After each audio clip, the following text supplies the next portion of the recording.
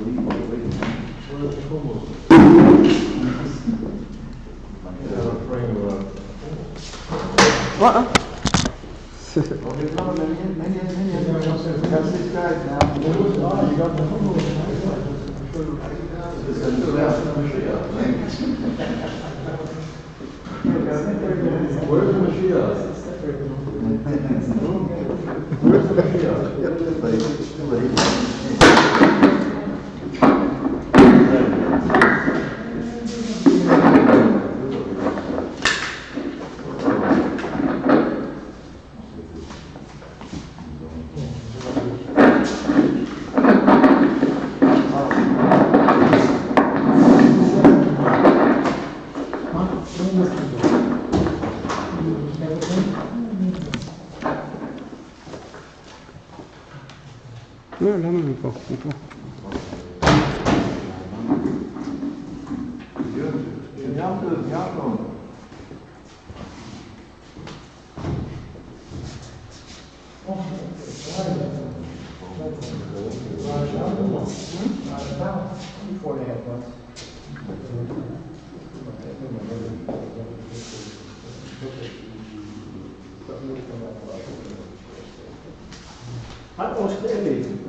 I saw him this morning. Yeah, so I wasn't going to come by tonight. That's very nice. Yeah, so hopefully we do that. He said he would try. We have Jacob. He needs a down fire. Oh. But I can still say your name. Yeah, but we don't have another guy there. I come every morning.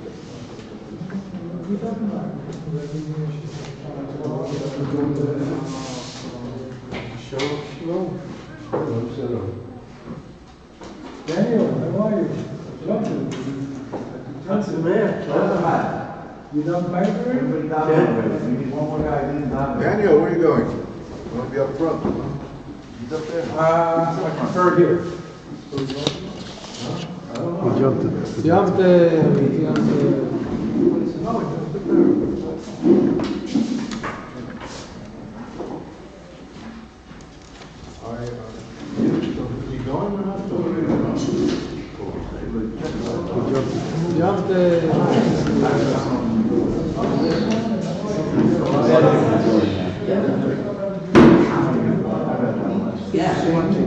Yeah, all right. So, I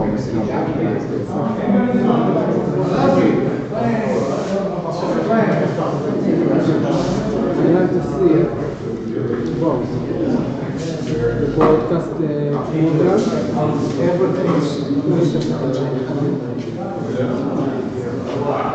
this is live now. And now, this is showing how much story is taking.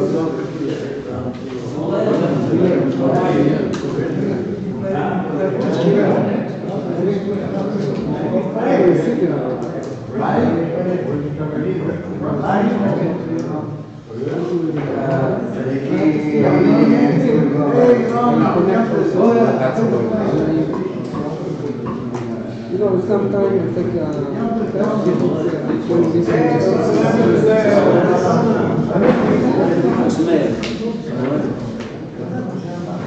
Microphone.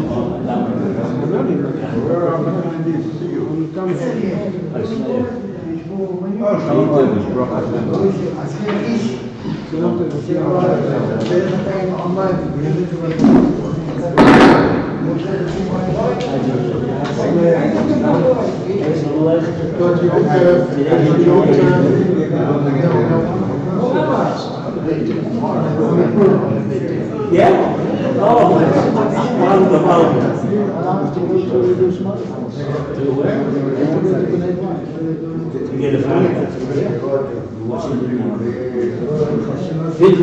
Sein gesunder Stein.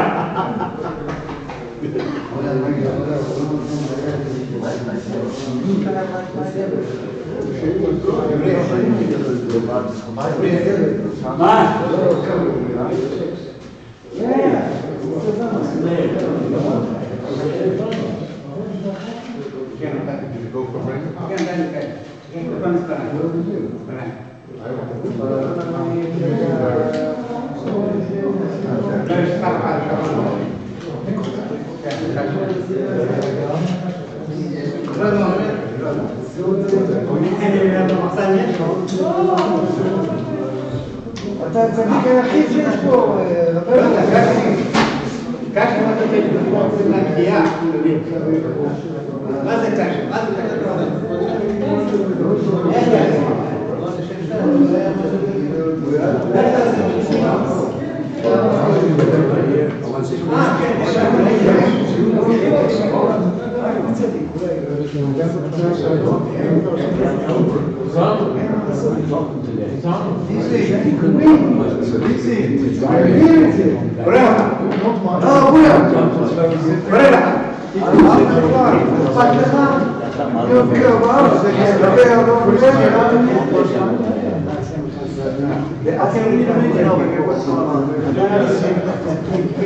One more guy. The king of kings doesn't like they were killing him. Mordecai.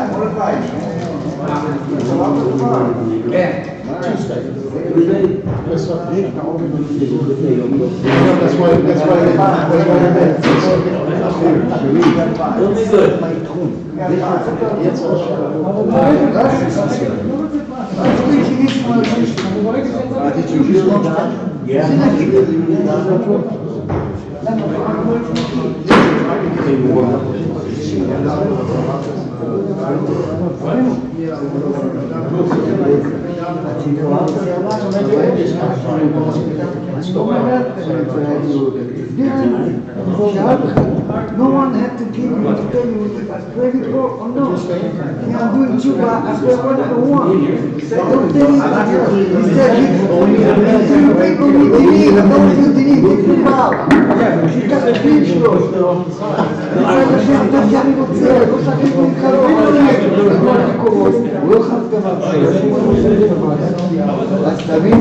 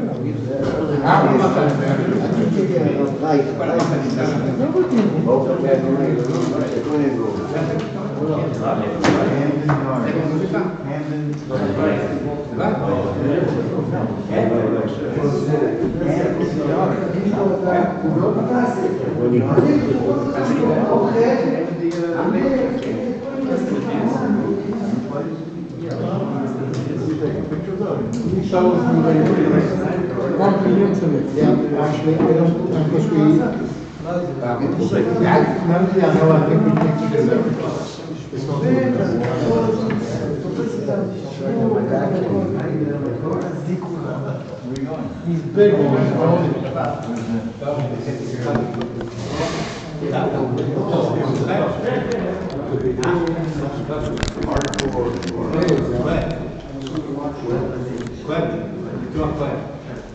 שבת.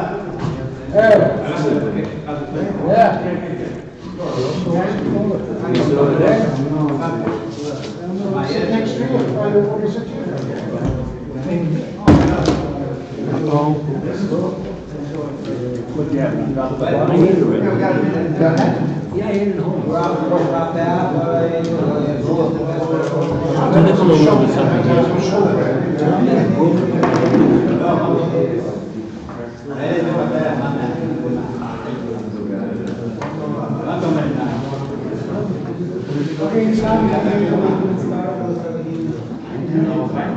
You down with Monday?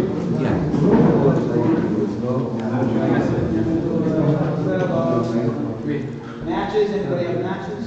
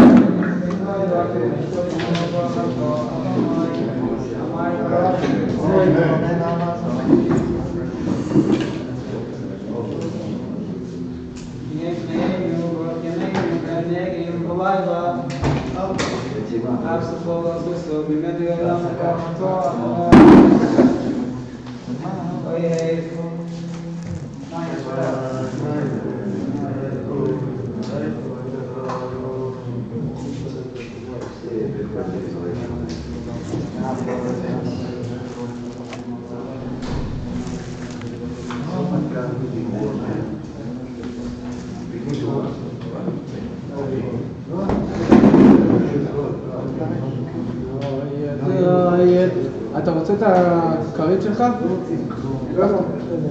גבריאל, אל תתבאס, עשו את זה הרבה, עשו לצחוק, עשו את זה, זה דמוקרטיה. הכל אפשר. You want to stay downtown or move up to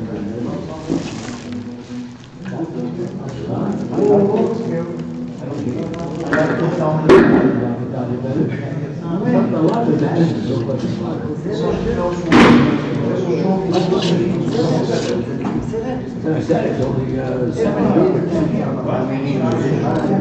Over where you live.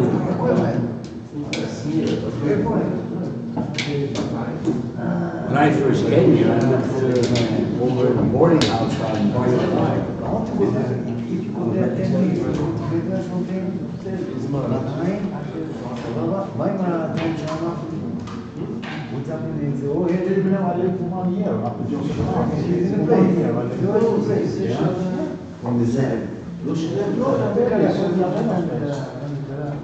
This trip.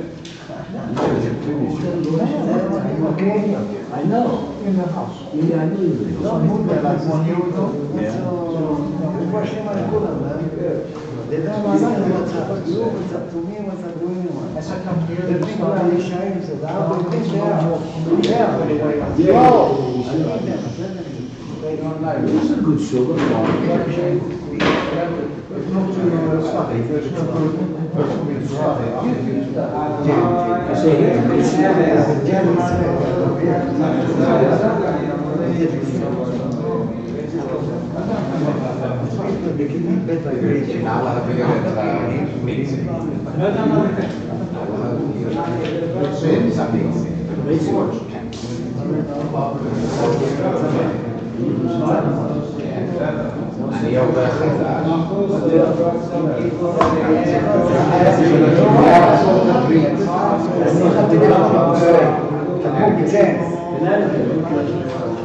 How long you live here?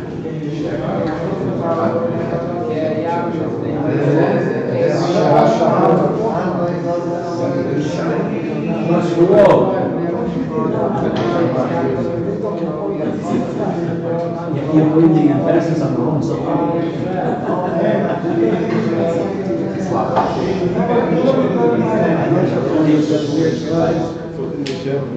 I give you the same book that I've got. You see Israel, you should write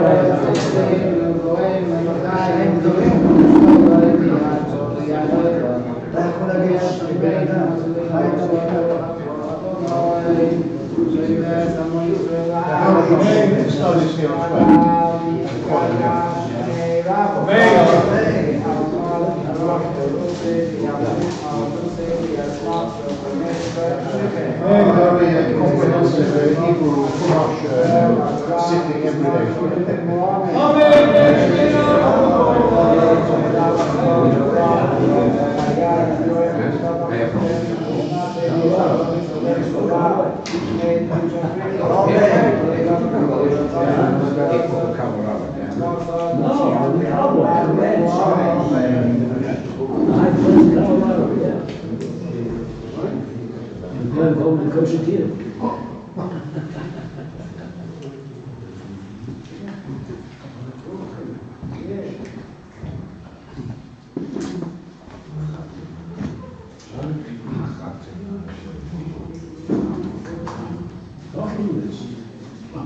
You're breaking your teeth, you're breaking my ears.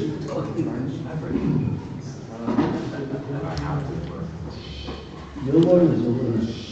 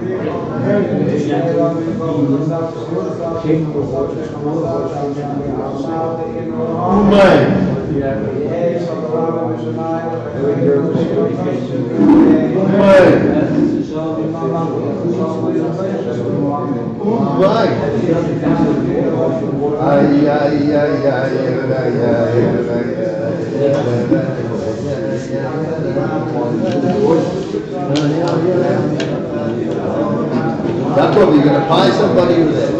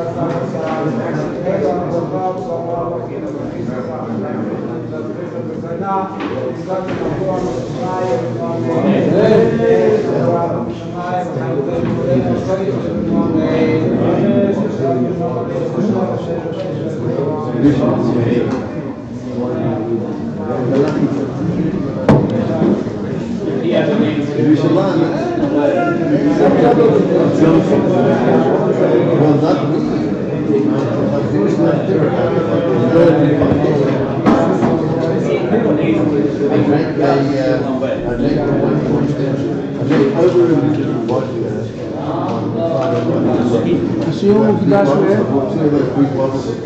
על ידי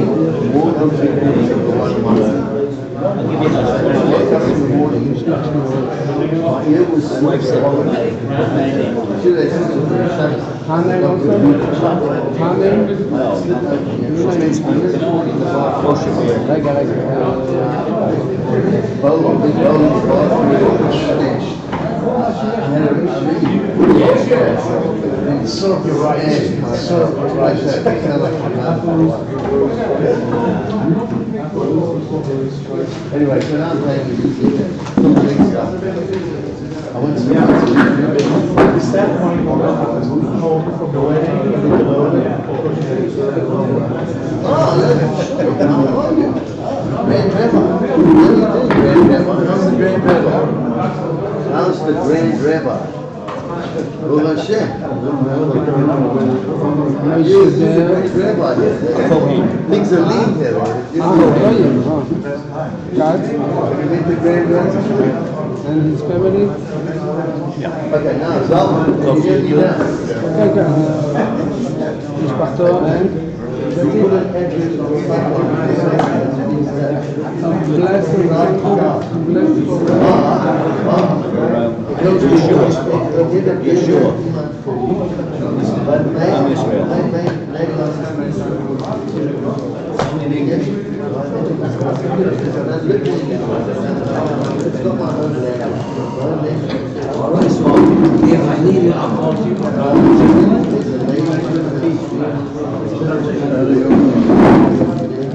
Throw it on the ground.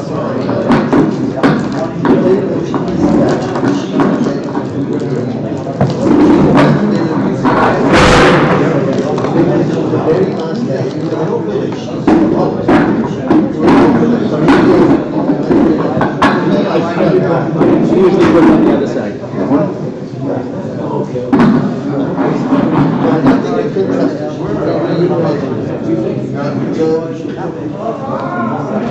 Sorry, the widow from what's the law?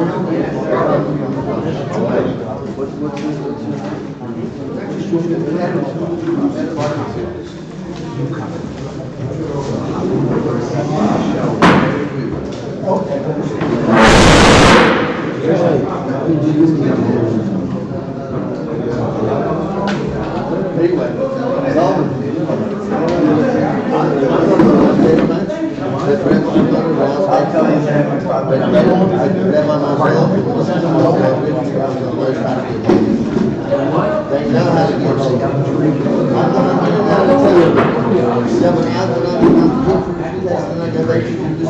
Living on there. Because on the half-life students, what do you want me to say? Find a new one. You could say find a new one. And the second one. Just like the ones with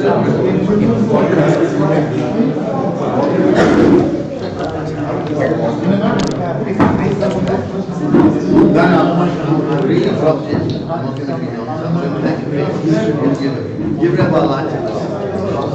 Rabbi Elijah, come and sit at the head of the table. Please come over here.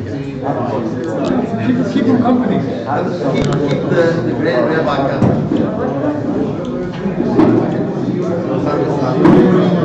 This is what Kenny's class session. You've got to drink it really quickly before this one is at the bottom. Rabbi Elijah, Working all day, those little guys. I am working. I'm working today.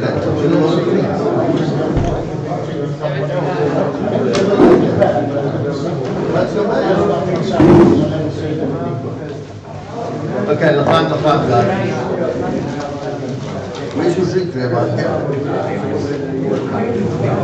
Before you get this, I'm giving to you, I never touched this. Okay, so give that to the and that can be used. Oh, wait a minute. That stuff is blind. You better off. Such a amazing. I wouldn't touch scotch. They're one of the biggest supporters of the disinfection. The Which one? Do you have a problem with this?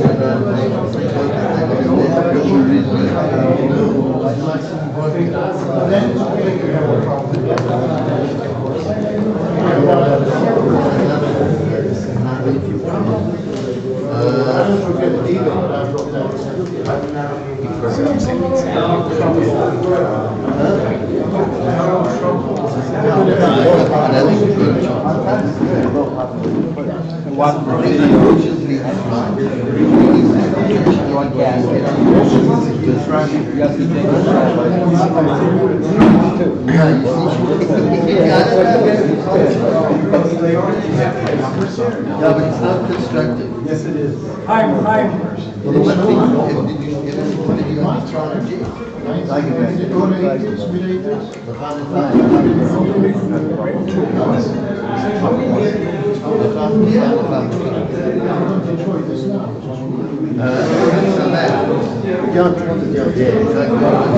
Where's the boy here? And I have them if they say so.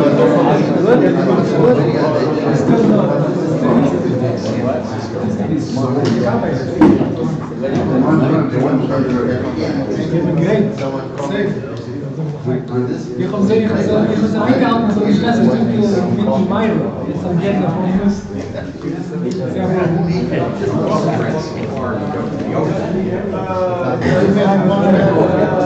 No vodka, what?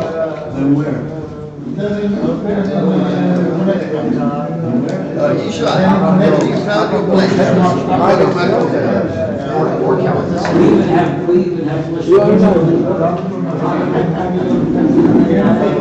Thanks for having me. My wife bring the flat out. She don't know. My wife said, "Here, Don't hear it, just falling into the bottom of it.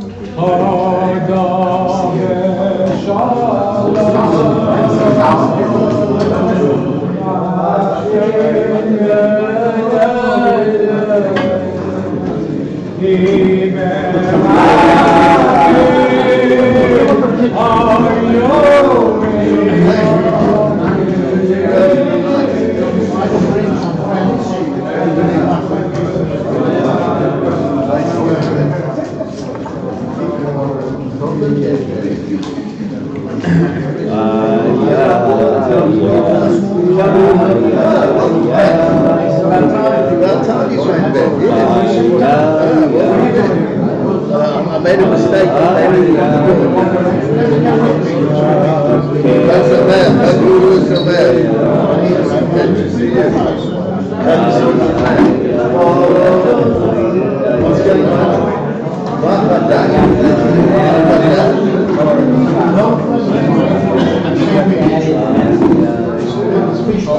I know it's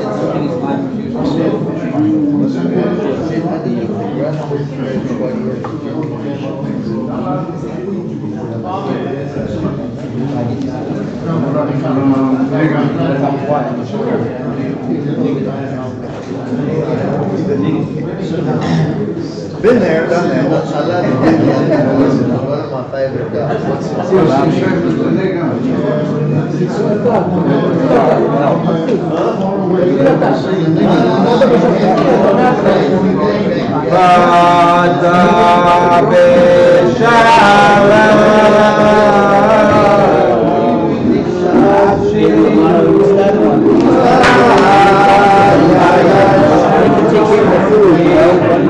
Sit down.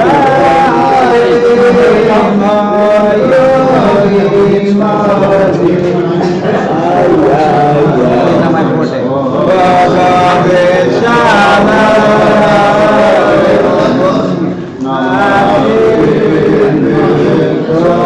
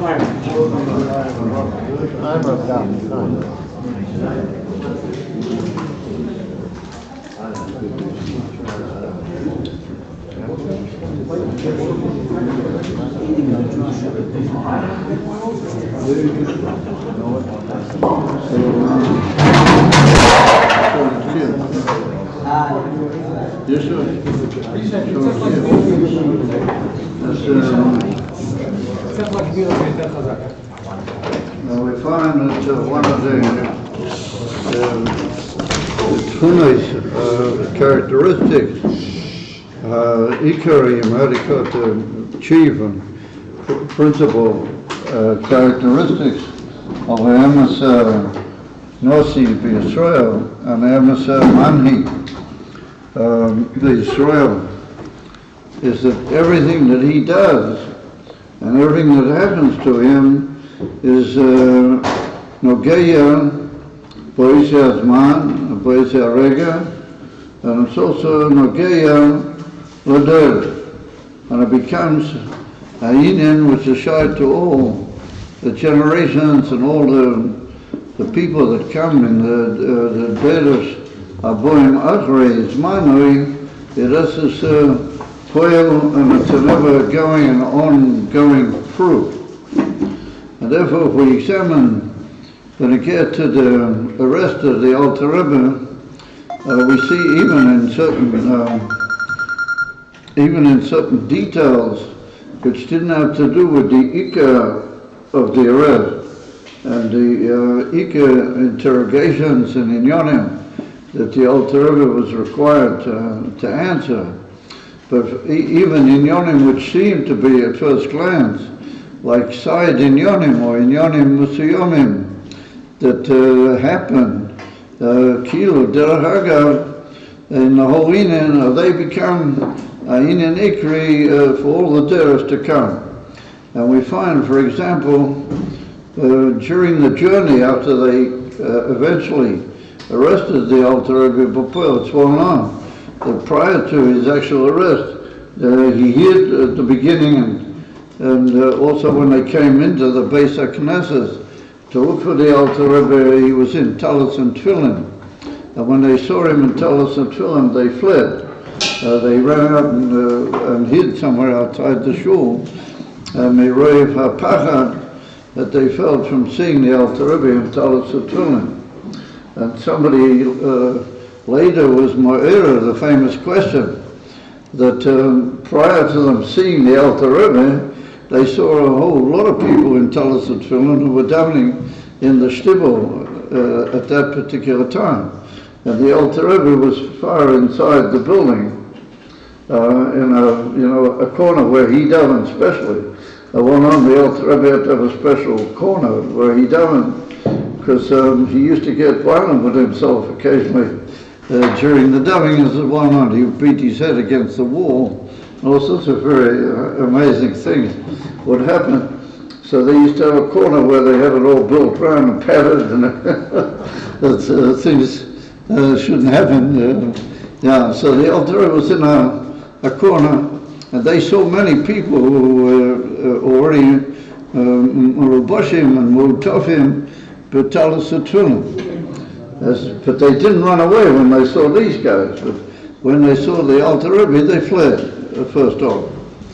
So they asked the Alter Rebbe what was the piyuv there, why did they flee when they saw him, and yet when they saw all the other people in the shul, they didn't.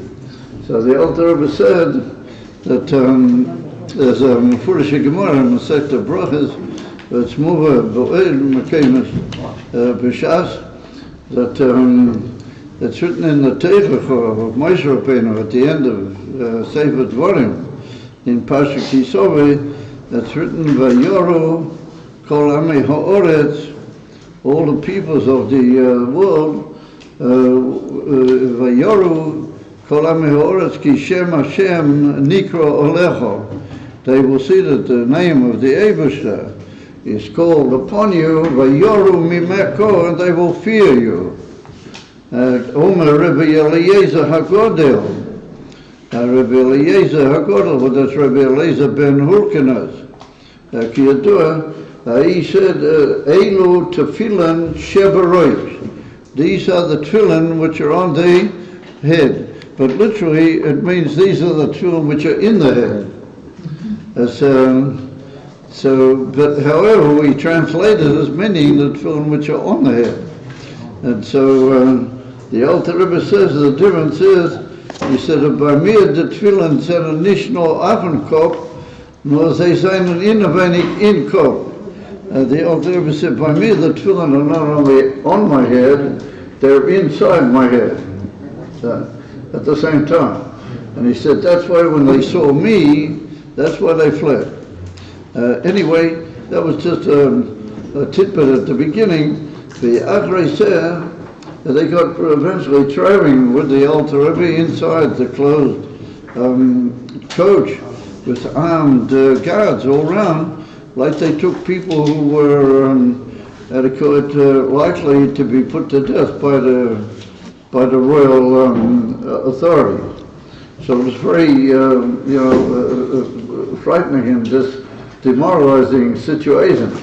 Nonetheless, the Alter Rebbe was sitting inside the coach, and it was Friday, and it was sort of approaching just before Chatzos Hayom on Friday.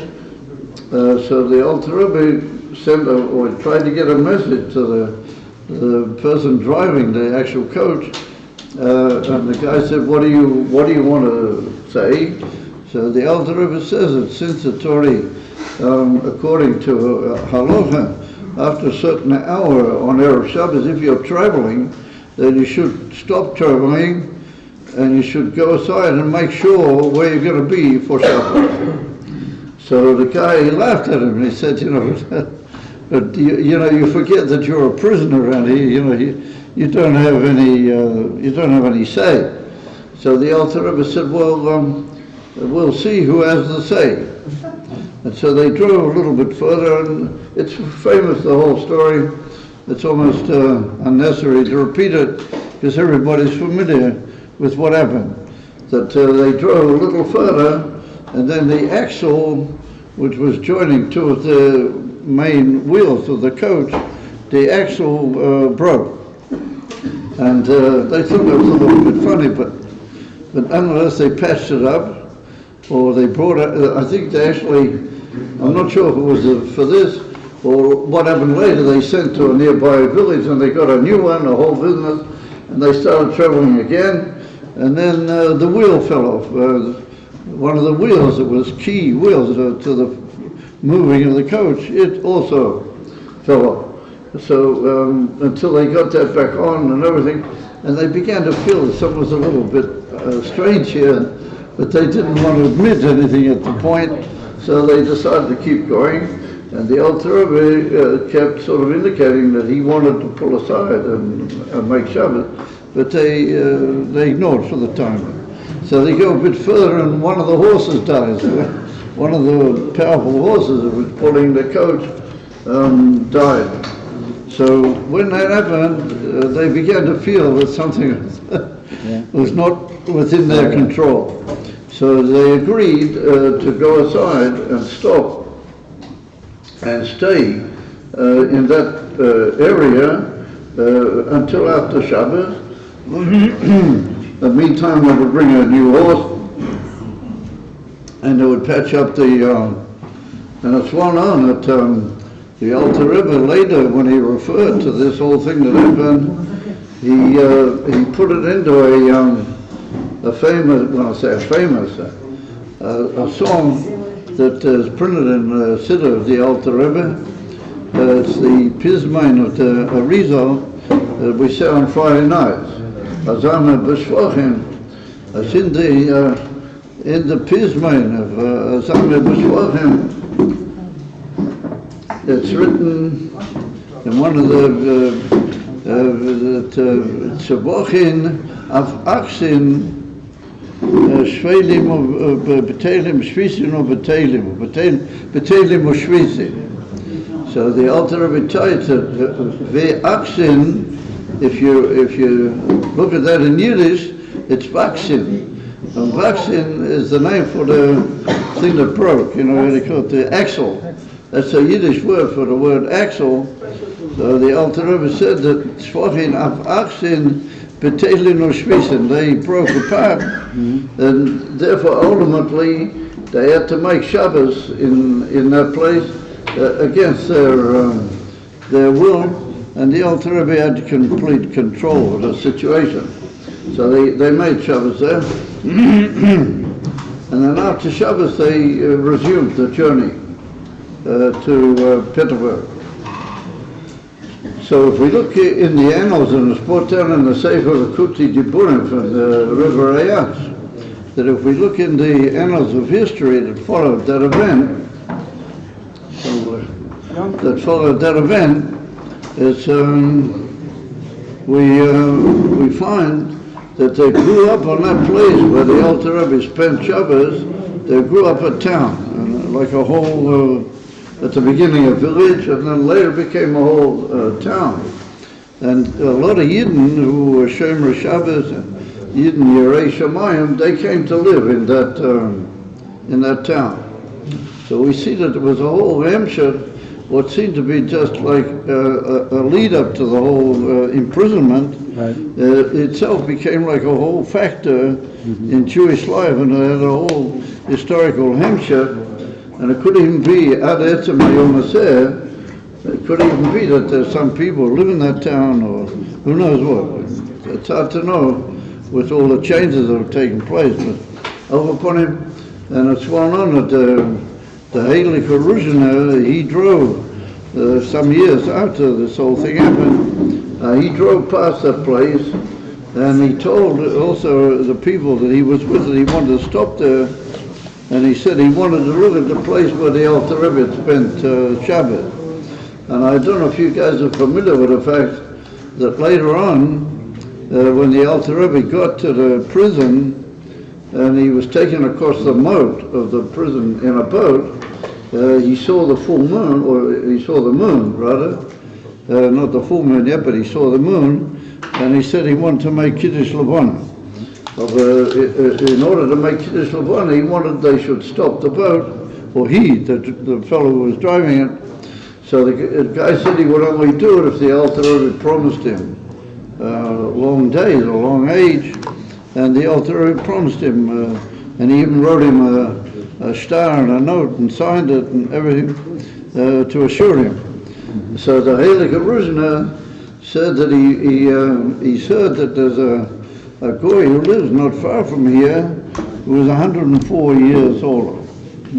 And so people didn't sort of quite understand what he wanted with that Heilige Ruzhiner. Upon him, they eventually got hold of this guy, and it turns out that he was the one that was driving the ship at the time, and he was 104 years old. So they asked the Ruzhiner, what did he want with that? So he said he wanted to see the actual coming into physical reality of a promise of the Balatanya. These Gashmis, the Gashmis v'chumri yisraelu, from the promise of the Alter Rebbe. He was a Einu Yehudi that was already 104 years old, Mikoyat the Bracha of the Alter Rebbe. So anyway, we see from that everything had a hemshech, and a hemshech amiti, even though it appears to be just like a prat, and a necessary prat in the whole flow of the Inyana. And so from that we see that the smallest prat in an Indian which is connected with somebody who's a manhig, a rebbe, well, that becomes a historical reality for all the Jewish people. And we see Lamashal, when the Alter Rebbe was very small, as well known, he and his brothers, Mariel, were playing on a mountain above a village, not far from where they lived. And there was an apple tree there, I think it was, or a fruit tree. And I don't remember the exact detail, but the Mariel, either he ate one of the apples or something, and he forgot to make a bracha, or he made the wrong bracha, or he didn't ask, first of all, it was a question about oral, some very delicate, in Chutz La'aretz, you don't really have to ask about it, it's a Hida Godel, Kisofik Oral, but Chutz La'aretz is Mutav. Anyway, not very throw, by the way, but in Chutz La'aretz, is, so the Alter Rebbe, they were boys at the time. The Alter Rebbe decided that since his brother had made such a pagam, had he called a mistake in halacha, that he had to toiv in a mikveh right away. But they said, well, there's no mikveh in this area, so the Alter Rebbe said, so we'll dig one. We'll dig for a mikveh, and we'll dig in the ground, and we find water, and we'll make a mikveh. So they started digging in the ground, the two boys, and they found water. And all of a sudden they found not only just water, but it began to flow and gush out of the ground, and it eventually got down it ran into the city nearby, and it so happened that city was in a massive of big trouble because their water had been, what's the word? Contaminated. Contaminated.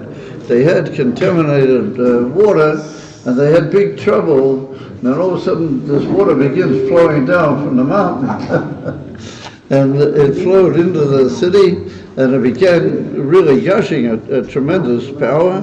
And eventually, all the people in the city were able to not only have water to wash their clothes, but they were able to drink and use it for cooking and everything. And as far as I know, that spring is under Etzem Hayom. It's still going. And that village, for many tens of years thereafter, benefited from that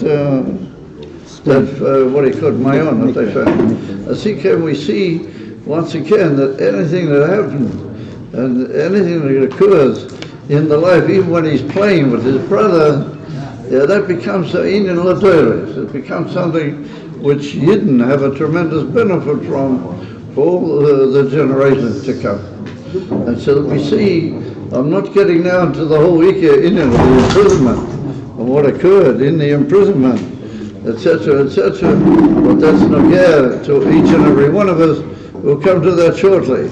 But the nakuda is that anything by the Rabbeim that they did has a significance ad etzem hayom hazeh.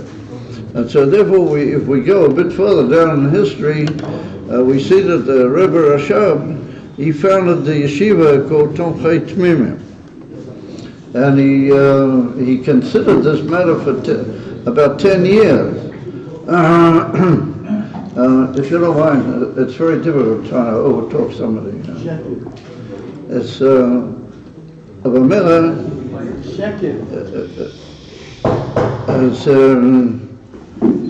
The Rebbe thought for about 10 years that he was going to found the yeshiva, and eventually he did so. And we find that the yeshiva Tomchei Tmimim, which was founded then in Lubavitch, already well over 100 years ago, well, that has become the living lifeblood of Anshe Shlomeinu, and of all people connected with Torah's Lubavitch, or with Shittas Lubavitch. The yeshiva is the etzem lifeblood of everything that's tied to the whole function and the whole way of operating within Lubavitch. And even to the point that the founder of the yeshiva himself, the Rebbe Rashab, he, in a famous sikha that he made in Tofrei Samach Beit, he described the people who learn in Tomchei Tmimim, or they have any kesher with Tomchei Tmimim, they are the chayalim which are going to carry out the war or win the war against those who are holding up Moshiach, and they're going to be the victors in the struggle to save the world and to bring Moshiach and to save the whole purity and the whole function of Jewish religion in its purity, and not give in, chas v'sholem, to all the different flows which could and should not, chas v'sholem, affect the inyan von Yiddishkeit. And he described all the Talmidim that were learning in the yeshiva, he described them as Chayalei Beis David, what the soldiers of the house of David, and the Rebbe learned from that that's a new Rosh Hashanah for Chabad. Not just Chochmah Bina V'das, but that's the shurish of the whole Ashpah of Chabad, of a Chayalei Beis David, also Rosh Hashanah Chabad, and the whole inner of Chabad, Me'az and Me'hala, is to be poil in the Matthias of the world, the inyan from what Beis David is meant to be poil. And it was sworn on, the famous Sira from the Rebbe, sworn on, a famous Sira from the Rebbe Rashab himself, the difference between Beis David and David, of Ochaponi David HaMelech, he is the Etzem Minyan from Moshiach Atzmai. Like we say on Kiddush Labana, David Melech Yisrael Chayva V'Kayom, the immediate inyan from Moshiach is David Atzmai. Beis David are all the people that their function and their task in the world to assist David HaMelech to promote the necessary conditions for the Gilui of his Malucha and his kingship. Now that's the difference between David and Beis David. Auch upon him became a whole new inyan in the Lubavitch of Chayalei Beis David. And then we see the son of the Rebbe Rashab, the Rebbe Rayatz, in the inyan from Yud Beis Tammuz. There was the imprisonment that he underwent in the most terrible circumstances at that time in communist Russia, and he was put into prison.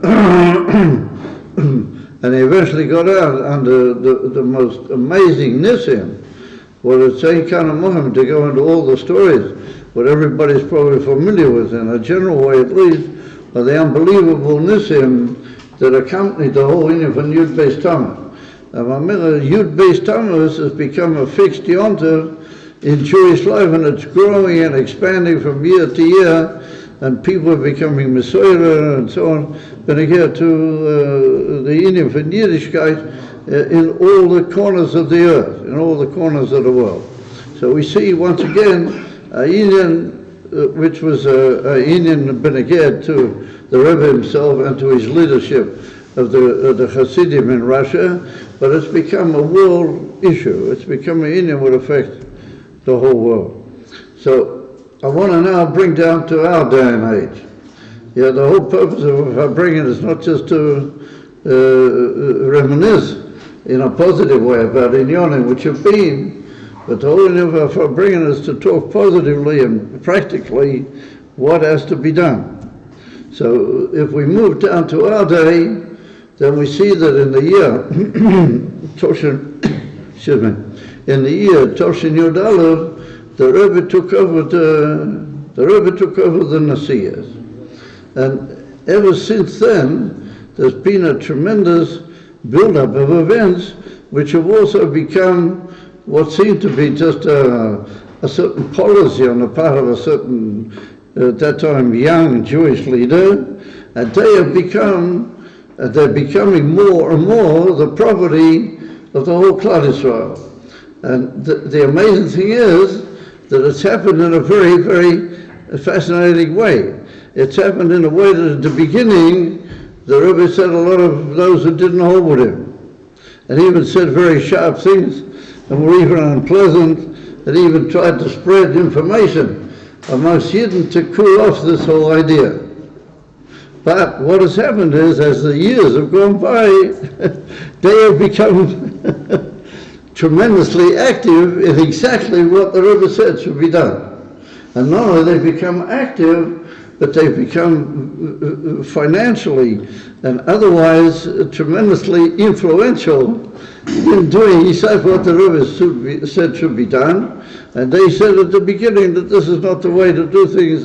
It's it's endangering the whole build-up of Orthodox Judaism, etc., etc., etc.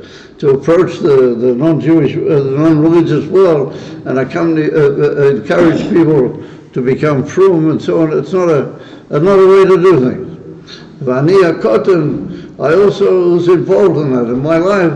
That way back in the year Toshin Kovches, or even a bit before that, the truth is that the Rebbe said it was time that within the yeshiva Tomchei Tmimim, and I stress that was what the Rebbe said, was within the whole framework of the yeshiva Tomchei Tmimim, that there should be founded a yeshiva for Bochrim, and he didn't use the word Bali Tshuva, but he said for Bochrim who are coming back and finding their way back into Yiddishkeit after not having been shy to actual Yiddishkeit.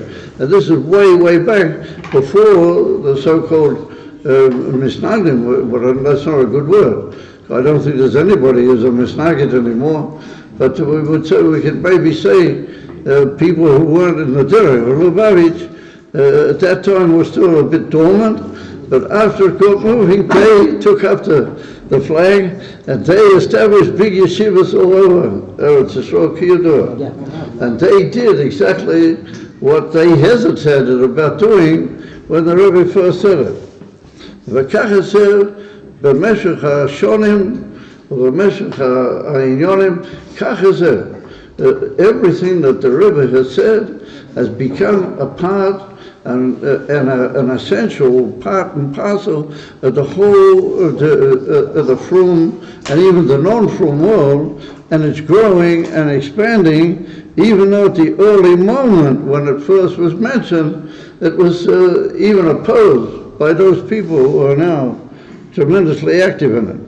And therefore, what I want to develop now is to Aina, which is Nageya, and tremendously Nageya Akshav Bizmanenu Zeh. And that is that we're facing now a situation where things are not good.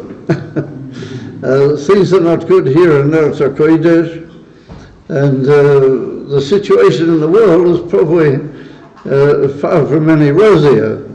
And we see the rise of the Islamic terror, which to a certain extent the West is, the so-called West, they've just let it happen and they've even encouraged it.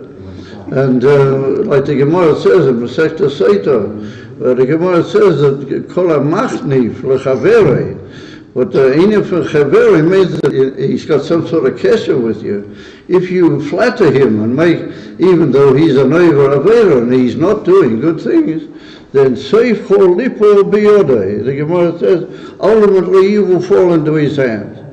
And the Gemara brings a very fascinating raya from Yirmiyahu, I know him with Hananiah ben Yazev, that he was a Nabi HaSheker, that Yirmiyahu didn't speak sufficiently sharply to him, and therefore ultimately he got caught up with this Hananiah guy in a whole problem in his life. Believe, like all the protim. So if you're machniv, how do you call it, you flatter, and you get on well with somebody who is only your chaver, you fall into his house, how much more so if you encourage and you flatter people that they're mamish Rashoim, and not only Rashoim, but Rashoim Gemurim, and they make out of rishos a religious issue. and that's the whole inner of the Islam, Rahman and Islam. We face an absolutely crucial situation where barbarism, a return to absolute barbarism, is threatening the whole world. And I don't think that we see any real organization on the part of the so-called civilized world. I don't think we see that, and I think we see even the opposite, that everybody just tries to, wipe up the mess and then somehow or other life as usual. But it doesn't go that way, unfortunately, for the world. And it just gets down that it becomes even more ludicrous, more unable to be born, that the so-called government over here sent a message to France after 190 or 60 people were killed and slaughtered in a thing, sent them a message and say, act quietly, take it easy, don't do anything extreme, Titnagu b'ipuk. That's what the so-called government here told France. And they said to them, don't do extreme things and take it easy. And that's the situation. Of America, there's a threat on the part of a return to barbarism. The world has never been in such a development technically and scientifically as it is now. I mean, it's just amazing. I mean, if we take this humble Farbrengen, which is occurring right at this moment, some of it is going on this computer here, and it's even going to America or to other parts of Eretz Israel. And there's a few of my former Talmudim in Kfar Chabad who are sitting and listening to it, etc., etc. I mean, it's just mind-boggling the abilities that there is on the part of technology. Biom became the world is a barbaristic world. It's gone back to the rule of animal existence, and it's going even more into that. Yes, Rahman in Islam. And I don't see anybody who's really doing anything about it. So what did the Rabbi do? The Rabbi started well over 25 to 30 years ago, or much more, right from the beginning of his Nisias. And the Rebbe said that we're going to bring Moshiach. And the Rebbe shrayed and he begged and he said extreme things which are not his way, B'klal, for weeks and months and years about the need to bring the Geulah Shlema.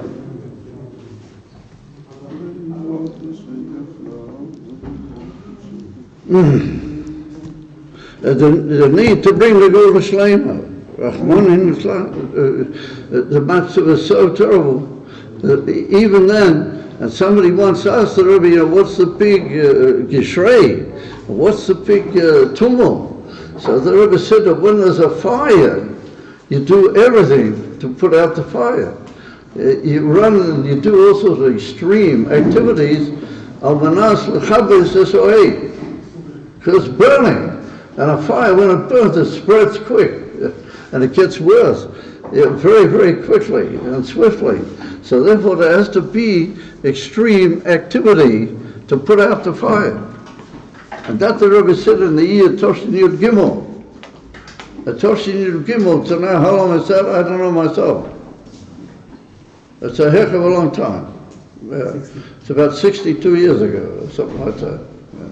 So the Rebbe said that, and that's been the whole, as it were, functioning basis of the Rebbe's Nasiya, is to try and make people realize that they're facing a situation where the only way, listen, people forget about all this, it's very disarming when you're talking, people get interested in something else. I mean, if what I'm saying doesn't have any, then we can make a Beklal walkout. Yeah, Chaim. The Rebbe's been shraying all the years of the Nasiya. And the difficulty is that the so-called frum world, Arun, has for many years been completely indifferent. And even when just a few weeks ago, I met him with a very frum Yid here in Tzfaz. And I know him, he lives here in Tzfaz. And I know him from years and years ago when I used to come here.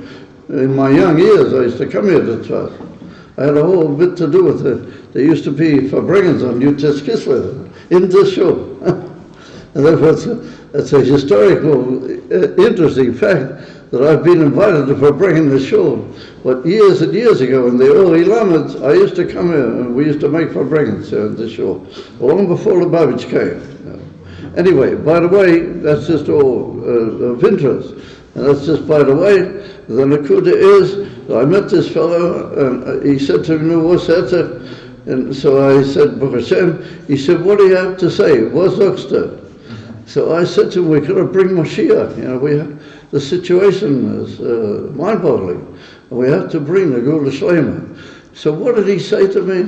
He said, well, I don't know what it's any different than any other time, We've already been talking about it. I'm very familiar with it. He said, well, we've always been talking about Mashiach. What? Ma hayom yomayim. What's today different than 2 days ago? That's what he said to me. So I almost fell over backwards, I almost dropped on the spot. And I said to him, we'd have to have a heart-to-heart talk, it would appear. We've got to get talking, and we've got to realize that the world needs a Yeshua. And the only way it's going to occur is through Moshiach. And that's what the Rabbi was shraying. And the Rabbi shrayed. And I was there in Toshim Abdallah by a Farbrengen, when the Rabbi lifted up his holy hands like that, and he shrayed Ad Masai. The Rabbi shrayed like that. And 3 times he made like that with his hands. Ad Masai. And I don't go into all the details that the Rabbi spoke at that particular time about the Inyan for Mashiach, based on a Rogatchover and a Yerushalmi, a whole amazing thing. Anyway, we'll play Mamish. There's a breakthrough. What is the breakthrough? The Rebbe is going to win. He's been talking about Mashiach, and whether we want it or not, which I'm more sure we do really want. The question is, how much are we prepared to do about it? But I'm sure we all want. It's beginning to happen. About a year ago, one of the leading literature Rabbonim in Bebeit, and he's a very good person, by the way. He's not like certain people we know in history that have been very unpleasant towards other groups, including the Bebeit. He's not that way at all. He's a very, very, very calm and pleasant and extremely positive person. All of a sudden he started talking about Mashiach. And Mamish out of the blue. And now he's talking the whole time. We want Mashiach. I don't know if he says the Lubavitcher version, we want Mashiach now. Whoa. I don't know if that's the way he does it, but he talks the whole time about Mashiach. And that has caused a tremendous move within the Bnei Brak, Yerushalayim type of public that he has a very big leadership over. It's caused a tremendous upset. They don't quite know, how to deal with it, but he is, Mamish, talking about Mashiach in a very real way. Well, that's had an effect. And I heard last night from somebody, I'm not into it, could be you guys know all about it. I don't happen to know about it, but I was informed last night that you can now tune into some telephone business or ordinary phone or maybe some other thing, but you get to a program which is run not by the Bebeit. And the whole time this program shrays about Mashiach. Kol Azman, with all sorts of unbelievable rayas, mechazal, and Gedol Israel, people believe so, without end. It goes the whole time, and it quotes this road in Bnei Brak very, very fully. And every now and then they get into a very generous mood and they quote Lubavitch. Isn't that funny? But anyway, that's what happens. Every now and then they're very broad-minded and they quote Lubavitch also. So where did it all begin? It all began for a man that he sat in Brooklyn, and he never moved out of a certain circumference for more than 35 years. He never moved anywhere outside a certain little circumference of a few blocks. And he never moved from a little room in what is nowadays considered a relatively modest building. I mean, it's not a huge skyscraper or something. It's just a modest building hidden somewhere in Brooklyn. And this man has never moved out of there, and yet he's affected the whole world in a way they don't even realize it. Why are they already talking about Mashiach in such a way? Because the Rebbe achieved that by them. And that was what happened by them, because the Rebbe spoke that way, and he acted so unconditionally to save the world. And that's what's going to save the world. And Baruch Hashem is beginning to happen. And why is it beginning to happen? Because whatever the Rebbe did, that is nogeya to the whole Yiddishkeit and to all these people, and to all these people who dray around in every part of Eretz Yisrael. That is nogeya to them in their very lives, and in their etzem mahus. It's nogeya to them. And therefore, I met a guy in the taxi the other day, a driver, and he knows me already. We already sort of get on relatively well. And I spoke to him, I always talk to him about Mashiach. And when I got out of the taxi, he said, that last thing you just said, where did you get that from? So I said to him, Rabbi Mulubavitch, אומר את זה כל הזמן. So he went quiet for a while, and then I'm fishing around to pay him and everything. All of a sudden he says to him, Hu Melech HaMashiach, lo? Kach hu Melech. And he didn't have a kippah on or anything. And I didn't say anything like that to him. I believe that I'm written on the list of the Mishchistim, but I don't go around shraying at people, you know. I didn't say to him that. He said that to me. And I sort of, you know, I took a very pleasant left hook, you know. I don't know if you know what a left hook is. I took a very pleasant one. Here was a person, yeah, he said to me, so I paid him very willingly the money, and I strode into my house, and I was feeling good, yeah, because it's creeping in the message and the person connected with it. However you want to shut, however you're going to relate to the whole Indian, it's creeping in. Why? Because the Rebbe put it into the Avir Ha'olam. And I told you guys a story once that I was out in Australia, in Perth, which is West Australia. That's what they call in Yiddish Ekveld. But Ekveld means the end of the world. And I walked into a house, and there was a simple guy who was sitting there, and we asked him, how do we get to a certain street? We were collecting for the yeshiva. But since it's West Australia, we didn't know the street. So we asked this guy if he could tell us where this particular street is. So he was very helpful, and he said, oh yes, maybe I know the person you're looking for. What, you know, who are you looking for? Whole thing. So anyway, we turn on our heels to leave, and he says, are you guys Hasidims? That's what he said to you know. I've told you the story. You all know the story. He asked if we're Hasidim, and we got into a conversation. He told us that he'd seen the Rebbe on cable television. The guy told us that he'd seen the Rebbe on cable television. And he said, this rabbi is a very great man. You know, he said, this is really something. And he said, he says the Messiah is coming. And he didn't mean the other Messiah, Yamach Shemoy. He didn't mean him. He meant the Messiah. He said to me, the Messiah is coming. So I said, oh yeah, that's great. We were dumbfounded, you know. So we turned to walk a little bit. No one, he says, what do you guys say? He says, it's Mamish Hashgacha Pratiyah. He says to what do you guys say? You understand? So that's a Messiah. It's a Messiah for Mashiach. So I stood very firm and I said, oh yeah, we say exactly that. That the Messiah is coming. So it's all over the world. It's gone everywhere. It's penetrated the whole Metzias of the world.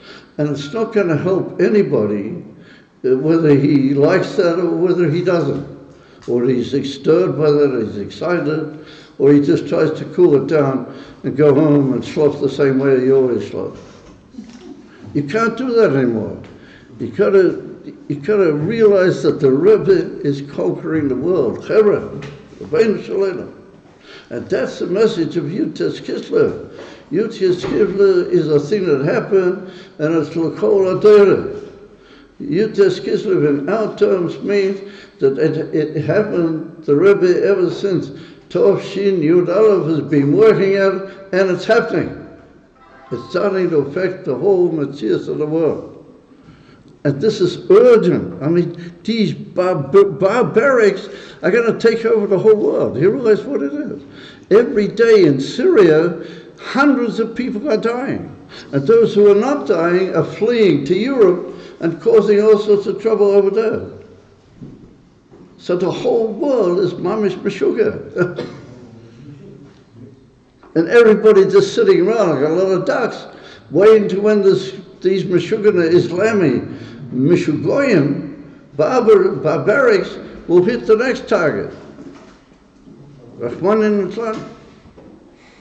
So we got to know where we're holding. Rabbeinu Shalom. I don't know. Maybe I'm just super emotional. I don't know, but I don't notice that I seem to be getting anywhere. I'm talking, everybody's just looking at me like I was talking about the last weather report. Really? I mean, the matzah was terrible. The matzah was terrible, and we gotta do something, and we gotta realize that the Rebbe brought Mashiach, and the Rebbe brought Mashiach into the world, and the Mashiach is in the Choyma Ha'olam. All we gotta do is do something about it. So I'm gonna tell you as I go along tonight what I think we can do better. What can we do?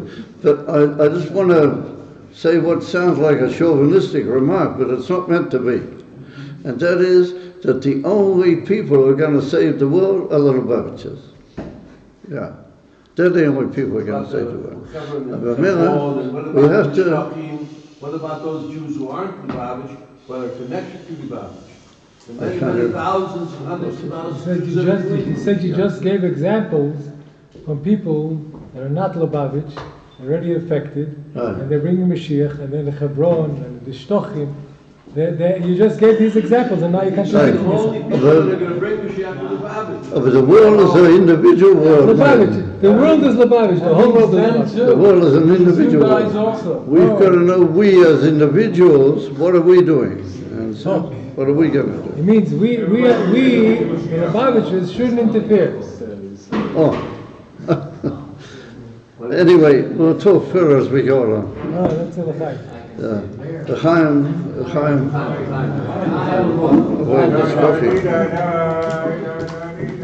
קרוגר, אומר הם רואים אתכם בלייב.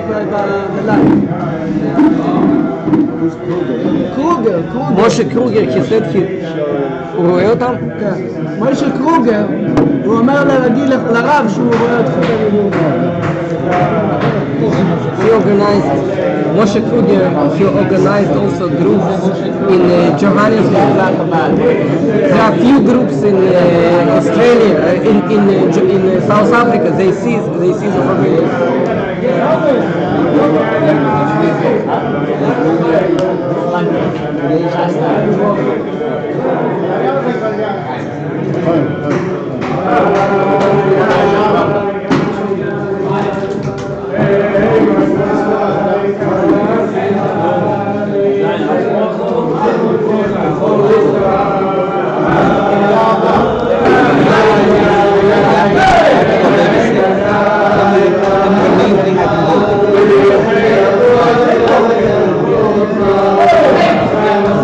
I have to go babysit at home.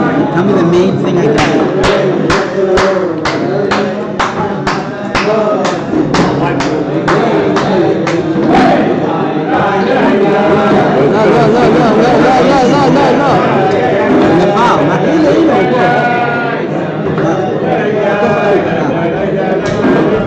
I have to go babysit. Tell me the main thing. Tell me what I should do.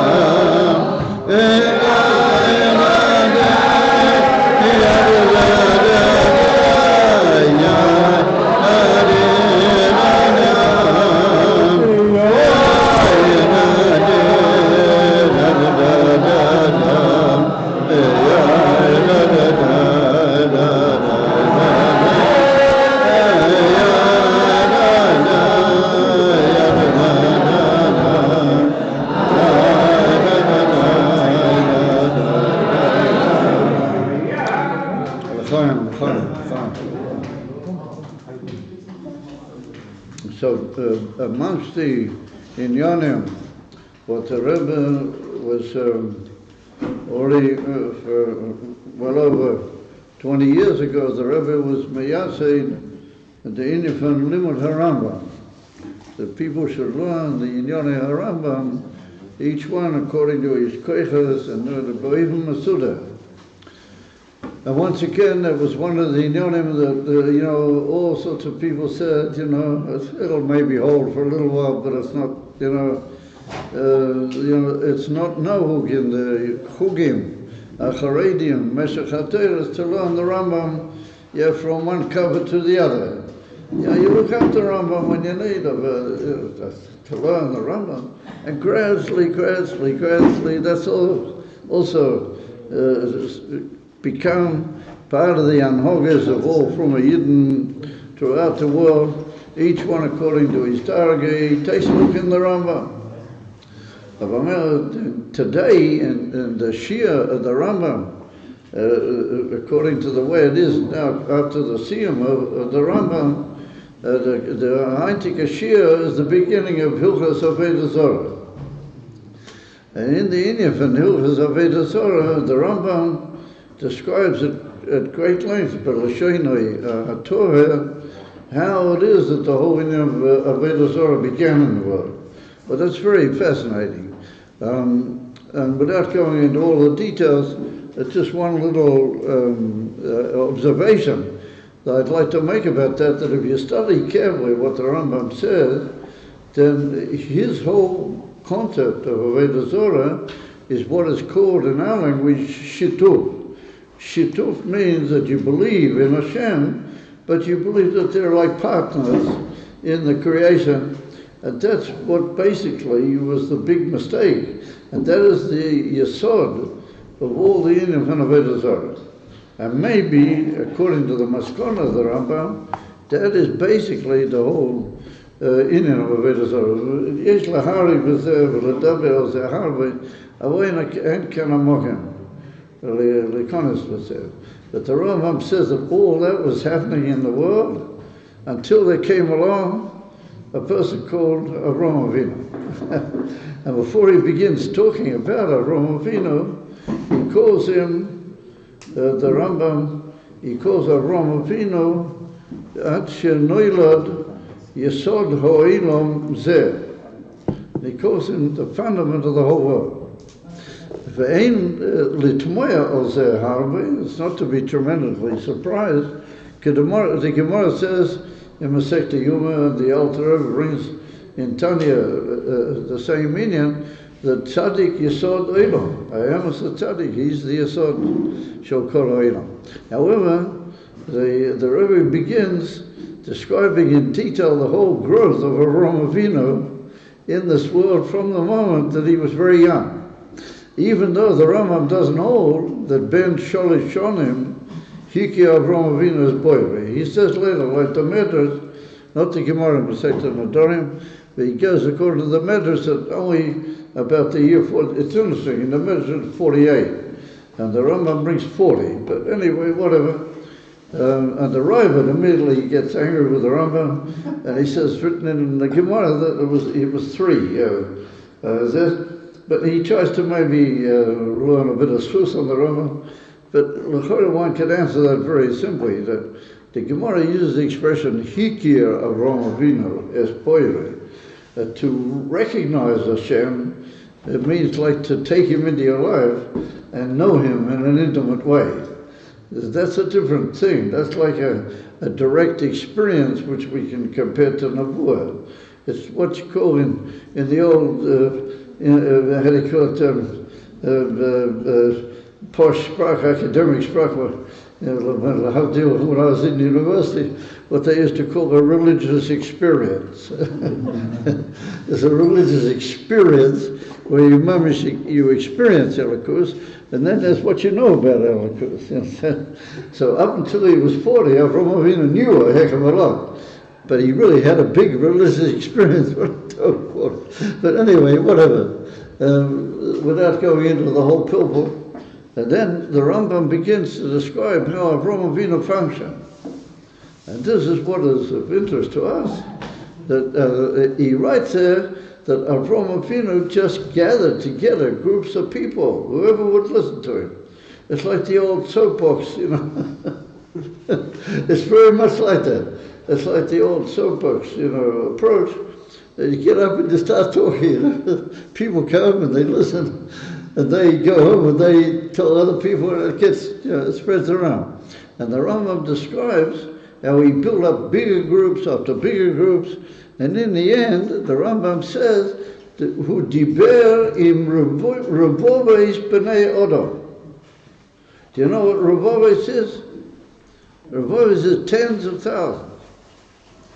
Now remember that in those days there weren't any telephones, there weren't telephones, for sure not, and there weren't any faxes, and there weren't any microphones, there weren't any radio, there weren't nothing. And Afal Pikain, Avraham Avinu spoke with tens of thousands of people. As they state, as that's the Rambam. Is a simon that if you really talk to Horim Hayetzim Alev, you get to people, and people get to other people, and things begin to occur. And the Rambam says that the Rambam went, Avraham Avinu, he went from place to place, mi-eretz le-eretz, mi-mamlocha ad mamlocha, until he came to Eretz Yisrael.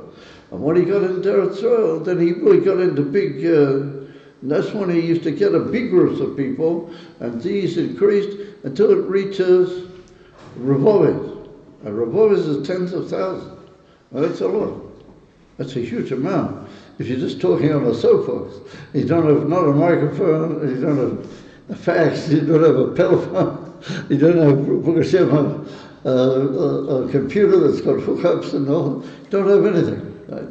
So what can we learn from that? It comes along the Tzemach Tzedek. There's a famous sikha from the Tzemach Tzedek where the Tzemach Tzedek compares the Alter Rebbe to Avraham Avinu. And he says that Avraham Avinu, from the moment he was born, was poyel tachas sakona nimretzah. But not just sakona nimretzah means a powerful risk. And not only just a powerful risk, but a risk of life and death. That's well known. He was sitting under the ground, from whom? From this guy Nimrod. And what is Nimrod? Nimrod is the koyach of barbarism. Nimrod is the rule of terror and fear and hariga, rachmanin, all the things we have been doing today. And Nimrod was like the embodiment of all these very untasteful morsels that I just mentioned. And from the moment that he was a very small child, Avraham had to do with him. And if it wasn't him, it was others. It was Pare and all the big knobs that they all thought they knew better, including his own father, and including the people in his own family. So the Tzemach Tzedek says clearly that Avraham Avinu and the Alter Rebbe is mamish the same thing, mamish oto inyan, and we see that from a certain point after he left the Magid, and maybe even before he went to the Magid, that everything the Alter Rebbe said involved a very severe risk, a tremendous risk. But it wasn't Nimrod, it was the Tsar, it was the powers that be. But what actually the Eibishter did, the most amazing toiva, that later the Tsars turned good. There was one guy called Alexander, that he was not a bad cookie. He was a goy metaldi, but the Alter Rebbe got on, hit it off with Alexander. And when the Alter Rebbe fled from Napoleon, he had a huge military escort. And when the Alter Rebbe went down into Gafne, when he went down, because of the mistake that Rav Nocham, the middle of his son, made in reference to where the Alter Rebbe said to turn, and that's why they got caught in the terrible snow and everything.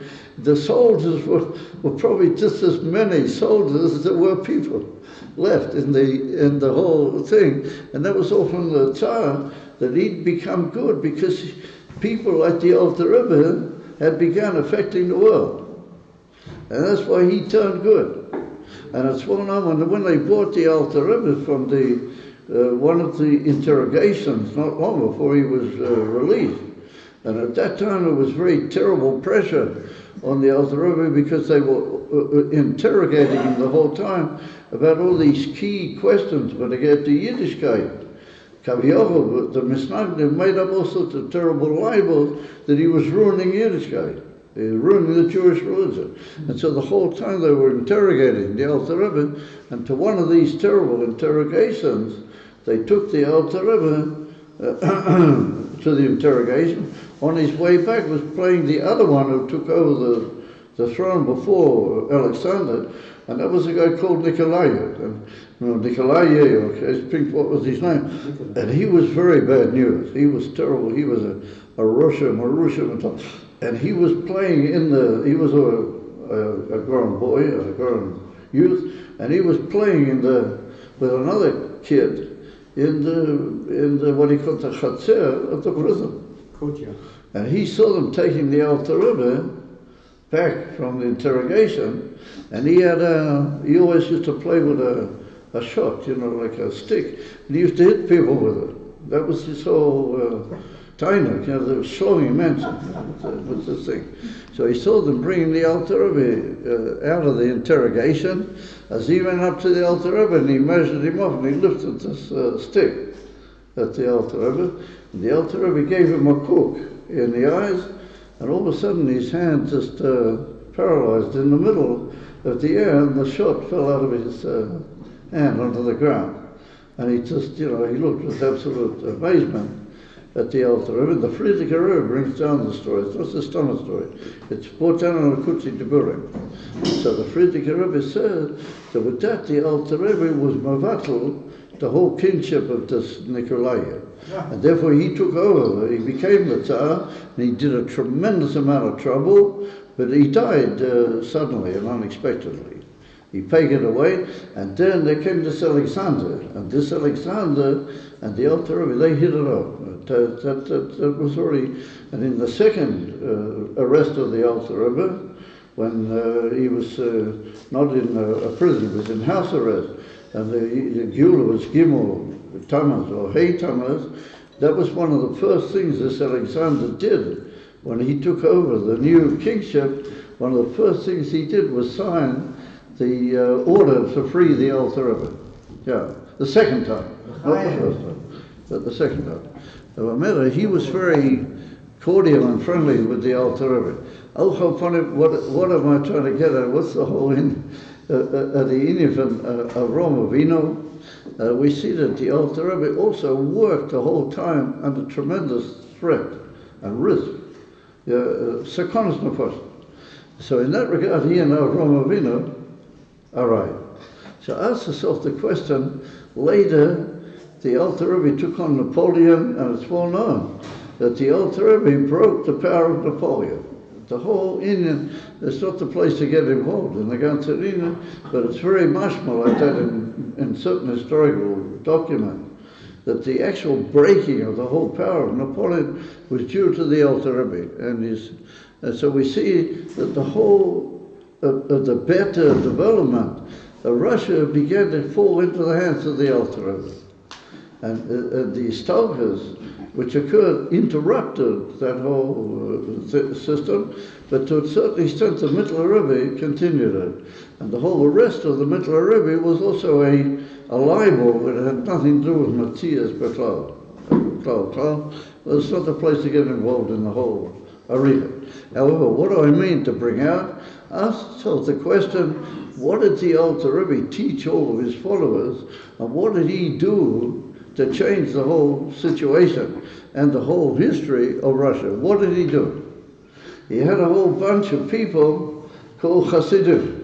And it's well known that they once heard a big argument between the Mittler Rebbe and the Alter Rebbe. You know, the Alter Rebbe's Chassidim heard a lot of things that they weren't supposed to hear.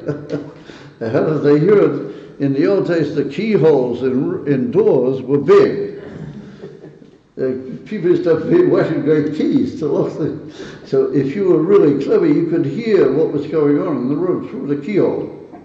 And the Chassidim did a lot of that. They picked up a lot of things through the Alter Rebbe's keyhole. So one of them was that there was once an argument between the Mittler Rebbe and the Alter Rebbe. And they heard that the Mittler Rebbe said to the Alter Rebbe, but you have tremendous power, you've got to start using your power, you can conquer the whole Russia, and we can conquer the whole world. So the Alter Rebbe said, but you must think that I'm like my Rebbe. The man said, I'm not like my... So he said, why not? So he said, because my Rebbe had 60 Shishim Geborim, so vividly. He had 60 pig soldiers, and they started conquering the world. He said, I haven't got anybody. So the Mittler Rebbe said, what? You have nobody? And he started reckoning 60 Chassidim immediately on the spot. And he said, these guys are no less than the Talmidim of the Maggid. And all the Chassidim heard this through the keyhole. Which means that the Alter Rebbe had an army. He had a huge army of very powerful Chassidim. So what did these Chassidim do?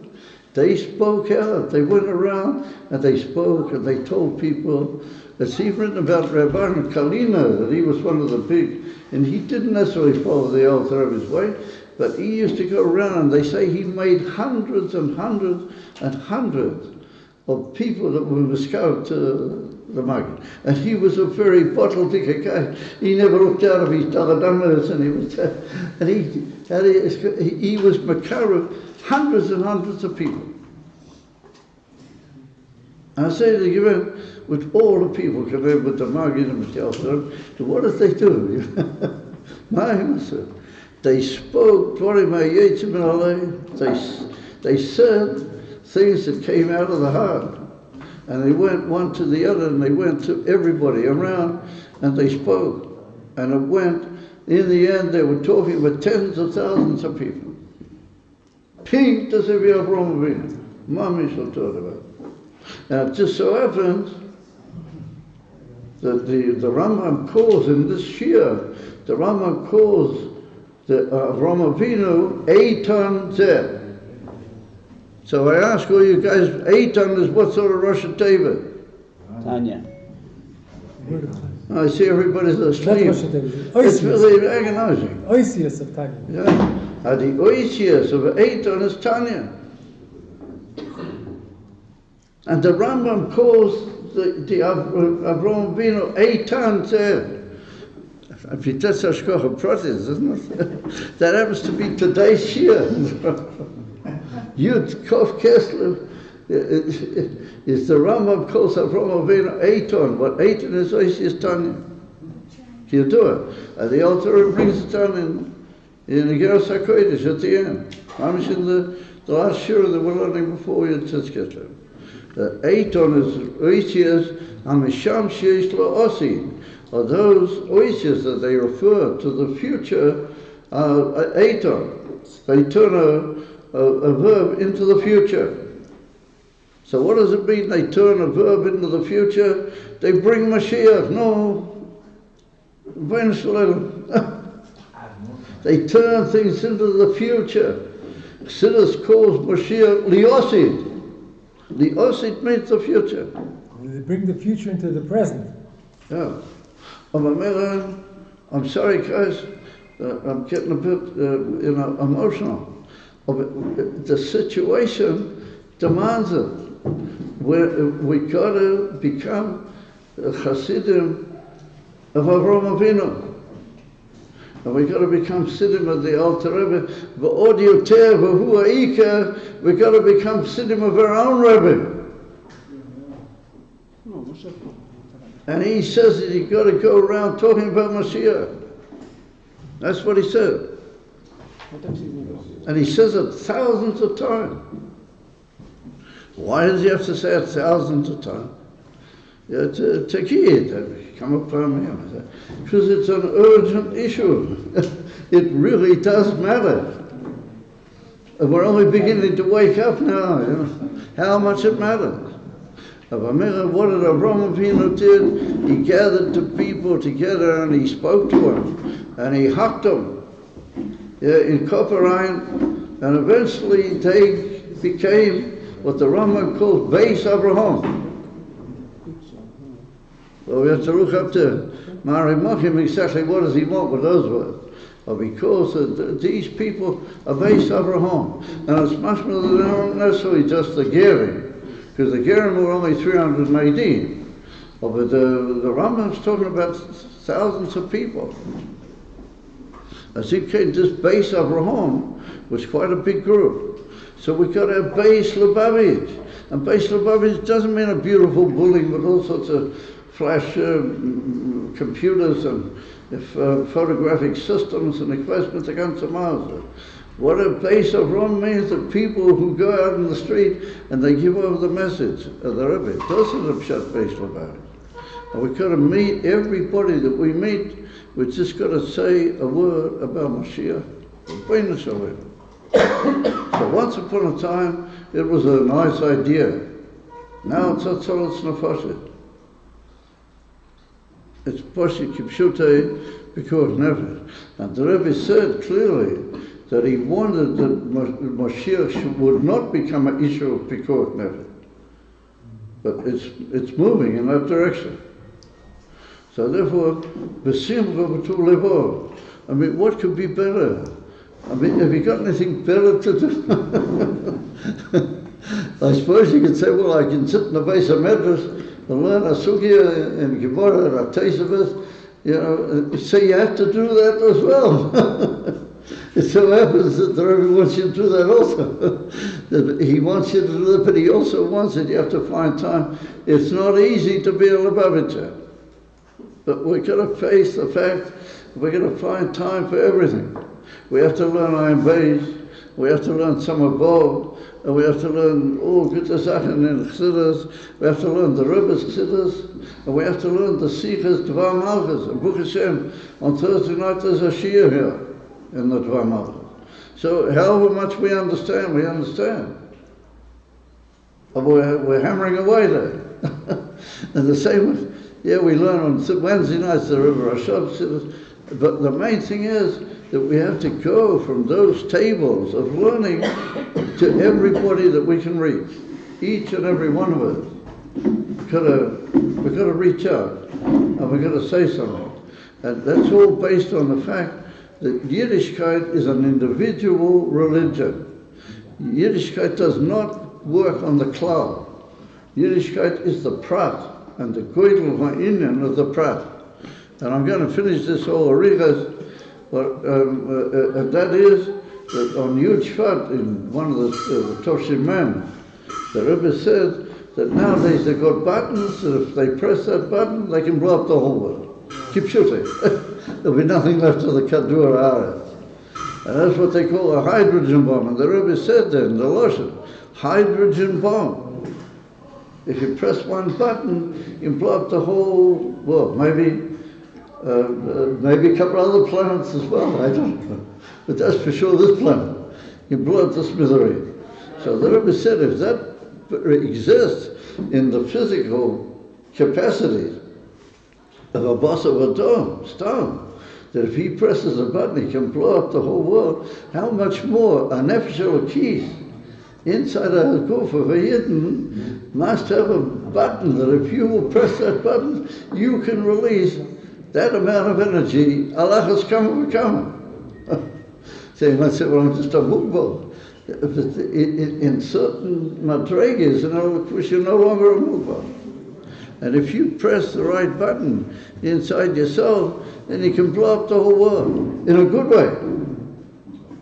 It can affect the whole world. And that is the belief of Kislev. That's what Kislev says. Therefore, you are a very important entity. Don't underestimate yourself. You say, oh, I'm just an altar slipper, who am I? Halavai that I'll be able to be Yetzer, halavai that I'll save my Gan Eden a little bit, and I won't be caught in Gehenna, and that'll be good, halavai. Ain't nothing. There's a lot more to it than that. I remember Rabbi Nachman said to a Litvish Rosh Yeshiva at Farbrengen, he said, you didn't come down for yourself into the world. You didn't come down. You're just a boring. You're just a screw. The Rebbe is just using you to make a deal of a You don't know what to do here. So his eyes told him. And he said, where's the panosa? What do we have then? We don't have anything. We're just screws. So no, he said, oh, now you're talking. He said, ain't nothing. He said, you're just a screw. But he said, there's one side part of the deal that the Abish looks after his screws. If you're a good screw, Hashem will give you what you need. He's not going to give you the Hilton Hotel. Ain't gonna. Maybe he won't give you the Hilton Hotel. But whatever you'll need, be'emes, that's what you'll have. That's I heard that from him. But I know the father, what he said, Ata boring, get it through your skull that you're just a boring. You're here to be screwed and to make a deal of it. I tell you, how do you do it? Yeah, how can you approach people? And how do you make a deal of it? I tell you, because you've been given a Jewish neshama and you have koyach hadibur. And if we look at the Arba Sugim, Eish, Mayim, Ruach, the Arba Sugim, then we have the Inifan, Daimim, Tzomeach, Chai, and what's the human called? He's called Medaber. He should be called Maskil. Or he should be called Ichvais Lamalami Maskil. We call him Medaber. Is a simon that the etzem mahus of a human being is Medaber.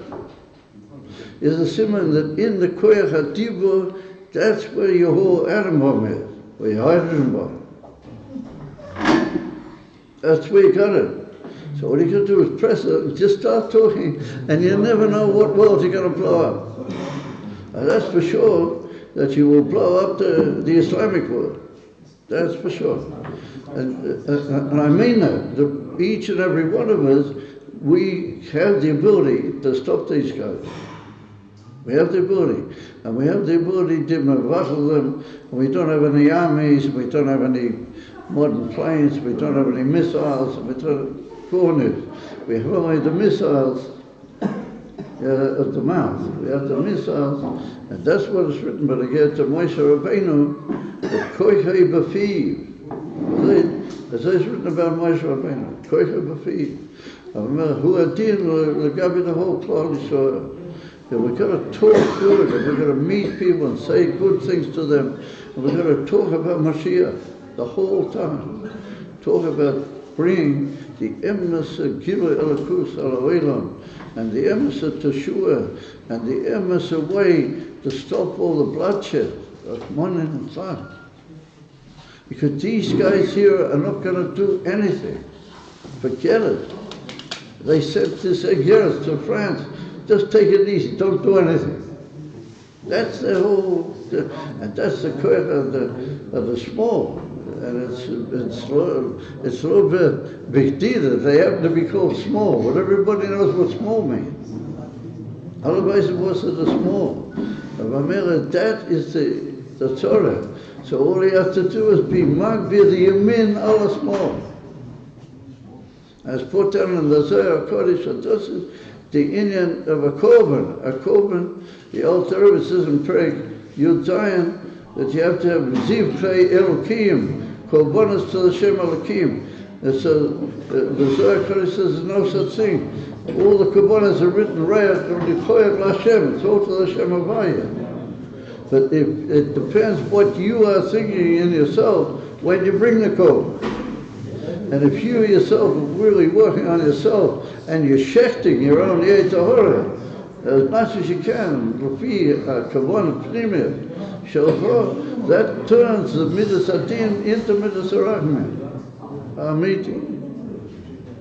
So we see Lefi said that if we have the right kavanah, we trust the right inyonim, and the ikar, we do the things that the emes of Melech HaMashiach, he says that we have to do, then build these something that we can move these guys, and we can break them. And forget about all the mices over here with the Memshol and the other side. Just put it out of your mind. It's Dvarim Hoyu Kaloi Hoyu. Ein Lem Kol Matzias, klar. The whole Matzias of the Matzias of Rabbi. The whole Matzias of the Matzias of the Rebbe. Over Miller, we got to talk and say, and Beis Hashem, we'll talk with Rabbi's B'nai Odom. We can reach tens of thousands. Whenever I send an email, I don't send many, but whenever I send an email to anybody, you would already think I'm blowing my top. I don't really send any emails. But I always try to write on every email something about the Gula Shlema. Always try to mention it somewhere. And in my bracha at the end, I said, Mashiach, now we all should be together to take a meal with the Rebbe and the Gula Shlema. And the same whenever I meet anybody, I talk with them, it doesn't matter who it is. I try to guide the conversation to the end for Mashiach. And that is the way that we're going to save the world. And it's in our hands. We are the ones who are going to do it. And therefore, that's the whole union that Mashiach, that's the whole union that someone said he called the altar of Avraham Avinu. And in today's Shir, it's written exactly that. And it's also near as the Tanya. And it's found out that the Alter Rebbe considered the Tanya to be the Moyer Nevuchim. What does Moyer Nevuchim mean? The one that's going to save the people with blongen. What Nevuchim in Yiddish means blongen. And blongen means that you're walking around and you're not getting anywhere. To guide the people, Moyer Nevuchim. To guide the people in the right way, this is Asa. But that's if you really talk out and you say, and you do what's written on the tanks, do your bit. And you have a big bit, you have a whacking great bit that you can stop the whole terror and you can bring Mashiach before you.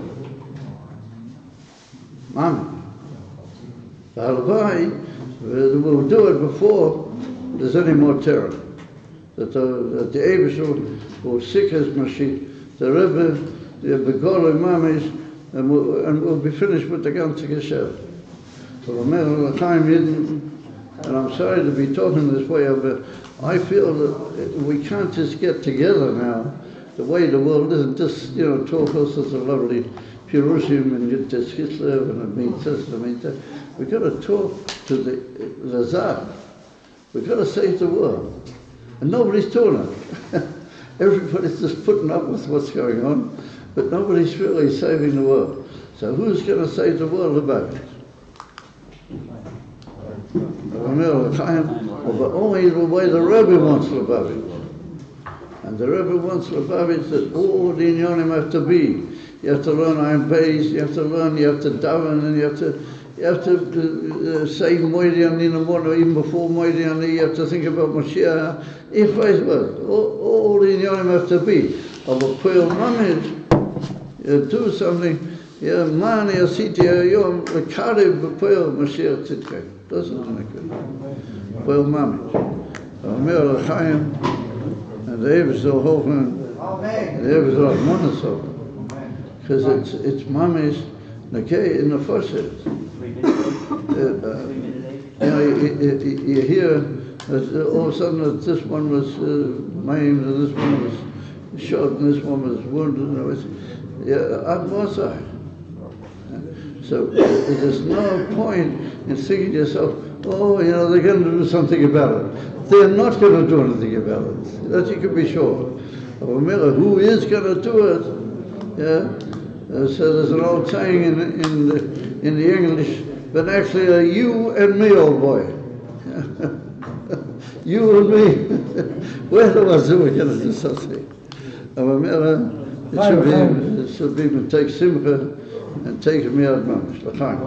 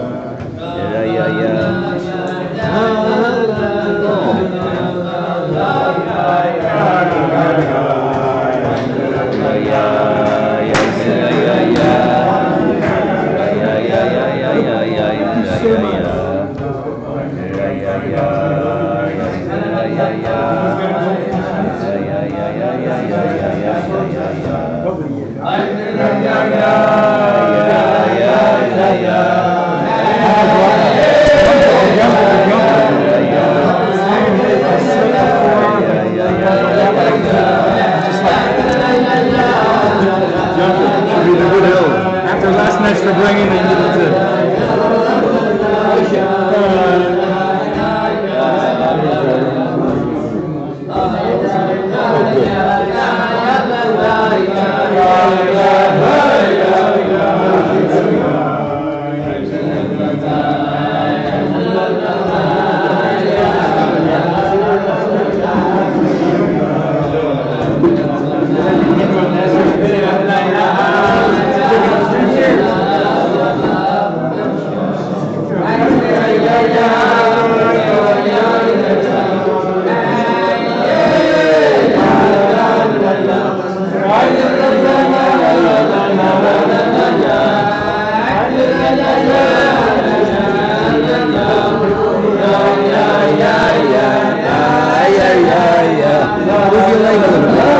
Move your leg a little bit.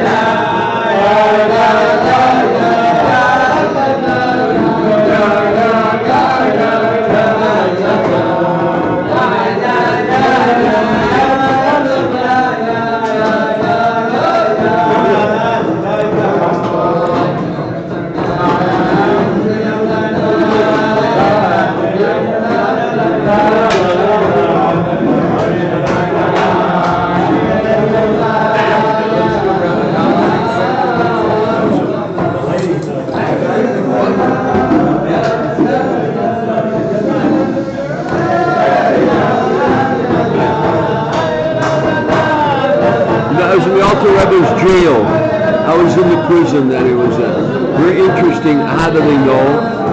Because what do you guys doing that Farbrengen today? I saw signs that go with there's a Farbrengen. Yes, Farbrengen in Yeshiva. Oh, you know what the English guys? Yeah, The rumors that the ceiling. First of all, it was when the book they come. I have a lot of kids come to me Shabbos. So there's a huge dome ceiling with a window at the top. The bed was a bed. It was a spiked. It was a spiked bed. Let them talk. It was a spiked bed. It was a metal bed. That's the bed that they didn't have a mattress, and because the cell was on the Nieva River, so it would flood. Please, my God, really keep the Farbrengen. I hear what you're saying. I heard what. No, I'm glad you heard. But let me finish. Nobody's running out, Rabbi Gafne. So the water used to come up. So he was standing in water. It wasn't a plush cell, you understand, with air conditioning or television. You understand. It was a huge, cold place where it was impossible to, and I'm surprised, and most people died in those cells.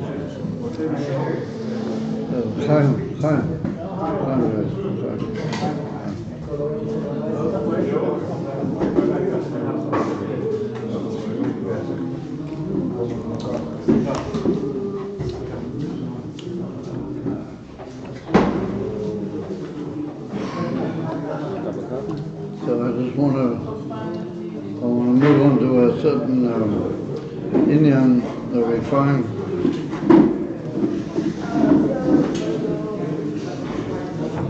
There's a sikha from the Rabbi of Tzedek, in addition to what we mentioned before.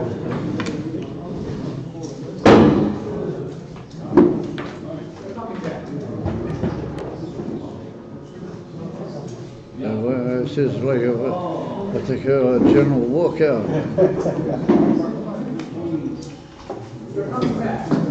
Oh yeah?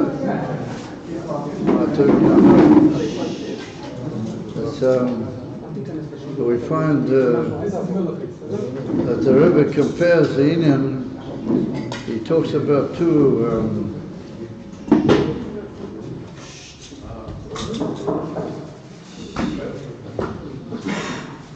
great Yom Tovim, and he says that Yud Kislev, which is the Yom HaGim, or the Mittler Rebbe,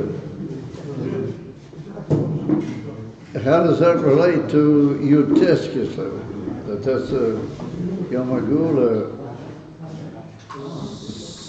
So we got to just calm down and just sit in his place. Be quiet. It's very new. The Torah there's a huge, massive movement in the background. You know. People seem to be all tremendously devoted to going somewhere. It's the Rebbe that Tzedek says that Yud Kislev is the first day of Sukkot, and he said Yud Tes Kislev is Simchas Torah. That's what he says. And we know that the Rebbe Rashab wrote in Tovrei Samach Beis, the famous letter to the Hasidim, when he couldn't be in Me'ezetam, Shahoya, he couldn't be in Lubavitch. He wrote that Kore Vadov Aloima, that Yud Tes Kislev is the Rosh Hashanah of Chassidut. And from them, we base the whole of Yud Tes Kislev on the Moshel of Rosh Hashanah, the whole Inyan. So that's a L'choira, what is the Inyan? That the Rebbe Rashab fixed that Yud Tes Kislev wasn't Simchas Torah, it was Rosh Hashanah. I mean, he didn't say it wasn't Simchas Torah, but he said Be'ika was Rosh Hashanah. And he added, by that, in the famous letter, that he wrote that Yud Tes Kislev was the Tachlis HaKavona Berbrias V'Savas Kol Olam. But the ultimate kavanah in all the creation of all the olamas and everything is all Yud Tes Kislev. And then he writes that Yud Tes Kislev is ma'amid es ha'odam mul ha'atzmas yosho yechezu foneimoi. That it's like you stare atzmas ein sof directly face to face. That's the end of Yud Tes Kislev.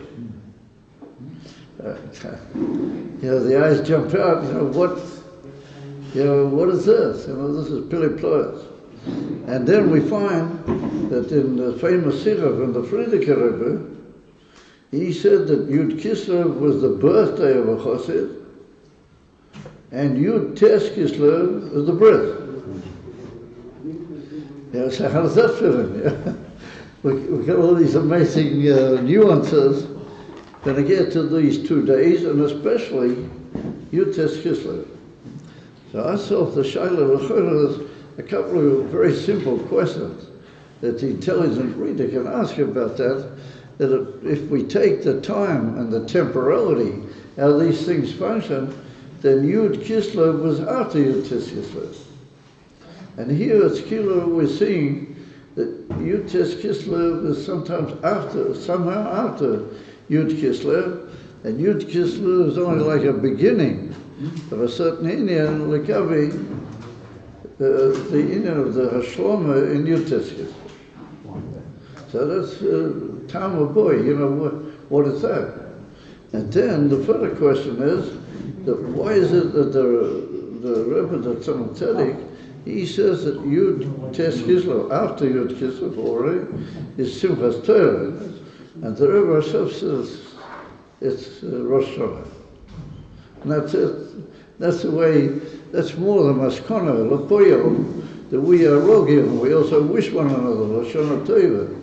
Teichosev and Teichosev is a symbol that we hold more of Halacha Lapoyo and Halacha Lamaisa than it's Rosh Hashanah.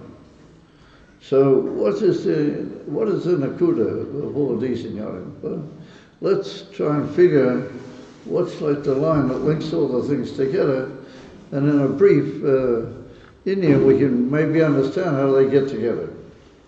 And we can say that the thing is like this. If we take the comparison of the Alter Rebbe to Avraham Avinu that we mentioned before, but that's also from the Tzemach.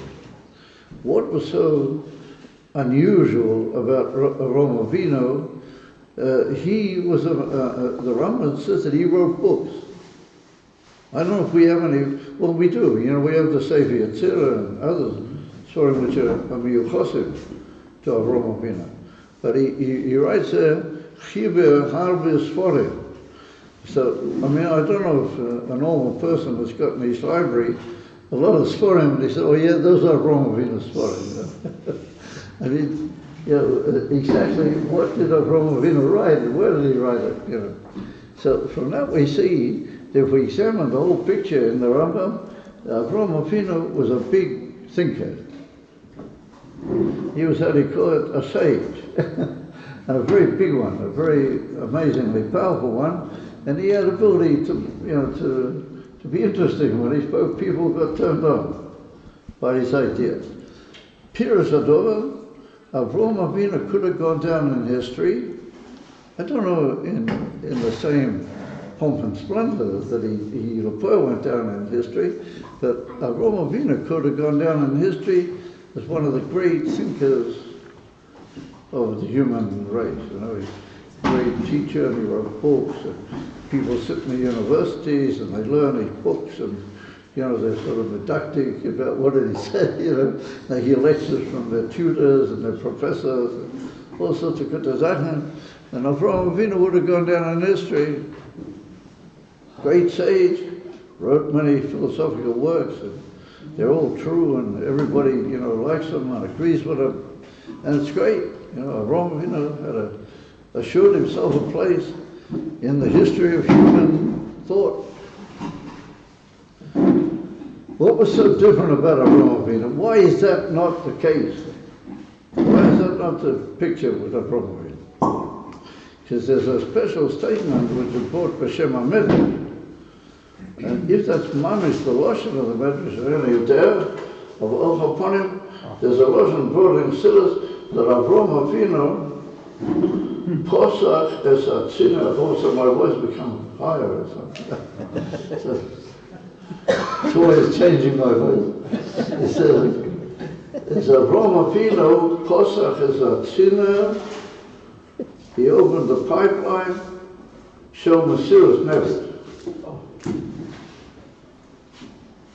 Now, for you to order to open a pipeline, you've got to work hard. Once the pipeline's, flowing, once the pipeline is flowing, I see it change.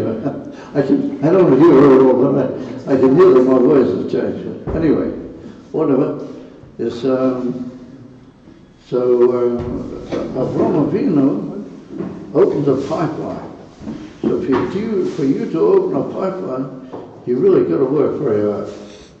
Right? You really got to, but once you've opened the pipeline and it starts flowing, then other things can be put into the pipeline and they flow and they go and they reach their goal and they bring fruits to the world. They bring other good desires. But to open the pipeline, what sort of pipeline? Mesiras Nefesh. In other words, that Avram Avinu B'klal wasn't in agreement. And he wasn't ready to just rely on the fact that he was a thinker and a sage and the introducer of a whole new system of thought by humanity. He wasn't prepared for that. He wanted that should become part of the Metzias or Elam, that ultimately speaking, the whole human race would think this way. That's in effect of what happened. I mean, I don't know if everybody thinks about it the way Avram Avinu would have really wanted, but upon him, he's made a tremendous, inroads into human thinking.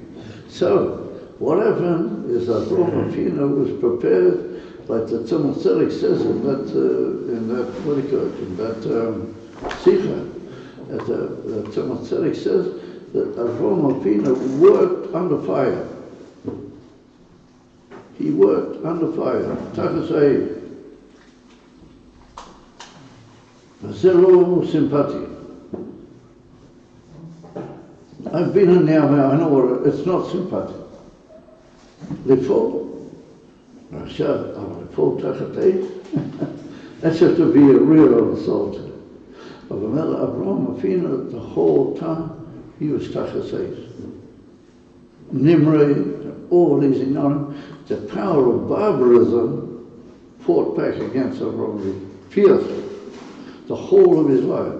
So Avram Avinu, nonetheless, he gathered and spoke to tens of thousands of people. That's a Pasichas Hatzina, that's the opening of how to call it, pipeline. An unbelievably powerful pipeline. And so much so that the Goyim later said, Nasi Elokim Ata B'Seichenu. Hittites. And Hittites are really unpleasant people. And that's written in the Targum Yonasan, in today's Parsha, that when Yaakov Avinu sent Yosef, there was danger. Why didn't he send him a father? He knew that it wasn't so possible with the brothers. And it's written that one of the things that he was worried about, Yaakov Avinu, he was worried about that over there the Hittites would get both Yosef and the brothers. Because the Hittites are really bad news. And they're murderous, barbaristic types. And yet, nonetheless, they said about Avram Avinu, you're a leader, but you're a divine leader. That's an akudah.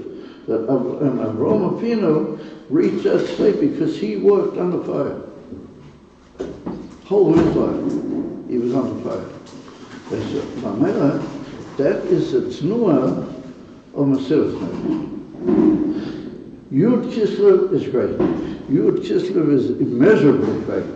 Yud Kislev is Pnimis Bina. They tell about the great Kosik called Rabbi Moshe, a Yitzchaki. The people used to come into his house on Yud Kislev to Farbrengen. He would greet everybody, sit them all down and everything, and then he would just start going like this, oh, oh, oh, oh. The whole time he would sit, just go, oh, oh, oh, at the people. And then he would pause, and then he would say, Zot L'chaim. So he would say L'chaim. Maybe somebody was courageous, would sing a nigger. And then as soon as they get stopped, he would start going, oh, like this. Just after a while, people would start leaving. So in the end, one of the Siddim said to him, you're driving people away, people are not going to stay by the Farbrengen. What are you up to? He said, I'm holding by Pneumius Bina. I'm not holding by it, but I've heard about it. He said, Pneumius Bina, all he can do is go, ooh. In other words, if you're a chosed the way the middle Rabbi wants it, you're holding by, ooh. But you're understanding a tremendous amount, and you're understanding how you have to say, ooh. Which Bain Hadvorim, that means you've got to whistle at the world. So the middle Rabbi Siddim were big timers. Yeah, big timers. And they were into things that they, just like the famous statement, when they came, they did have a great deal in Gafne, but it wasn't looking for it, because they had so much ruchnias that they were fine. And that's the middle of the city. Everything is wonderful. And it is. It's genuinely wonderful. So why do we say that the middle of it, Yud Kislev is like a birth or a beginning, and later on Yud Kislev is either the bris, which is a very severe thing, a birth, a cutoff, it's a very severe thing. It's fine that when you have a son, and you take him and you schneid him with a huge knife, and you spill his blood. I mean, that's a pretty hefty thing. So a bris, is a hefty zach. And the same with the infant. Simchas Torah is a big day, there must be some Indian here that the El Torah removed the whole thing into a different, and even though he was before, but he's really after. In other words, you've got to hold by that, you've got to come to that. So what is that?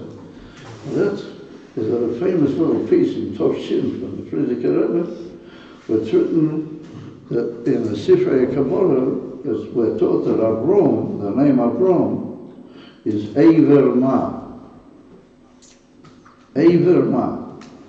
So what does Eiver mean? Eiver means I live. Ma means bittul. Absolute bittul. Ma is absolute bittul. Avrom Avinu, the bittul grew out of him like he was part of the bittul, just like an Eiver is part of a body. And it just grew out of him. So the Friedrich realized, what does that mean before you? It means that if you would have walked up to Avram Avinu, and you would have said to him, Shalom Aleichem Avram Avinu, listen man, maybe you could tell me your secret, where do you get all this Mesiras Nefesh from? You're working under fire, where do you get all this Mesiras Nefesh from? So Avram Avinu would say, Mesiras Nefesh? I don't know what that's all about, what's Mesiras Nefesh? And then they said, but you have all this self-sacrifice and you really mean business, So Rome Avinu would say to you, but could it be otherwise? It could have been different than that. I remember I once spent a whole time with my mashpia, and I'm certain that I broke his scope and I took away a lot of his time and everything, So I looked at the clock and I apologized to him. I said, listen, I'm really sorry, but I didn't realize I'd taken away so much of your time and your energy. Please forgive me, I'm leaving right on this moment.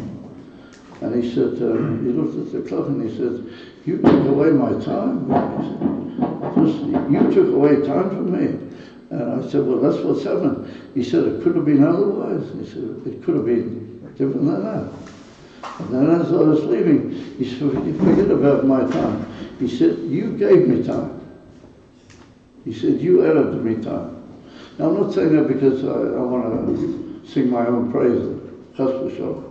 What I mean is that somebody who's really into Mesiras Nefesh, he doesn't really know. It just grows out of him like a limb grows out of a body. And that's the Pshat Eberman. And Avraham Avinu brought into the world that he didn't even know that he was being Mesiras Nefesh. And Avraham Avinu said, according to the Farbrengen Rabbi, could it have been otherwise? And that's the Farbrengen Rabbi when they get to Yud-Beis Summit. The Rabbi brings in a Maimah. The Rabbi Melech HaMashiach says it, that there are two different types of Mesiras Nefesh. There's one type of Mesiras Nefesh where people sit down and they see a certain situation and they call a meeting and they say, listen, the situation is not good because of this and this reason. What do we do about it? So they say, well, listen, let's open the Shulchan Aruch and let's find out what the din is. You know, when do you have to do your best? Or when do you have to have Mesiras Nefesh? Let's find out. So they open the Shulchan Aruch and they say, under certain conditions and under this and this Indian, and you're supposed to have Mesiras Nefesh. If these conditions are not there fully, maybe we don't have to have Mesiras. That's one thing. Avraham Avinu was like that. Avraham Avinu never opened the Shulchan Aruch. I mean, in that in other Inyanim, he opened up the Shulchan Aruch. But in that Inyan, he didn't ask any shaylas. This is written in the Torah.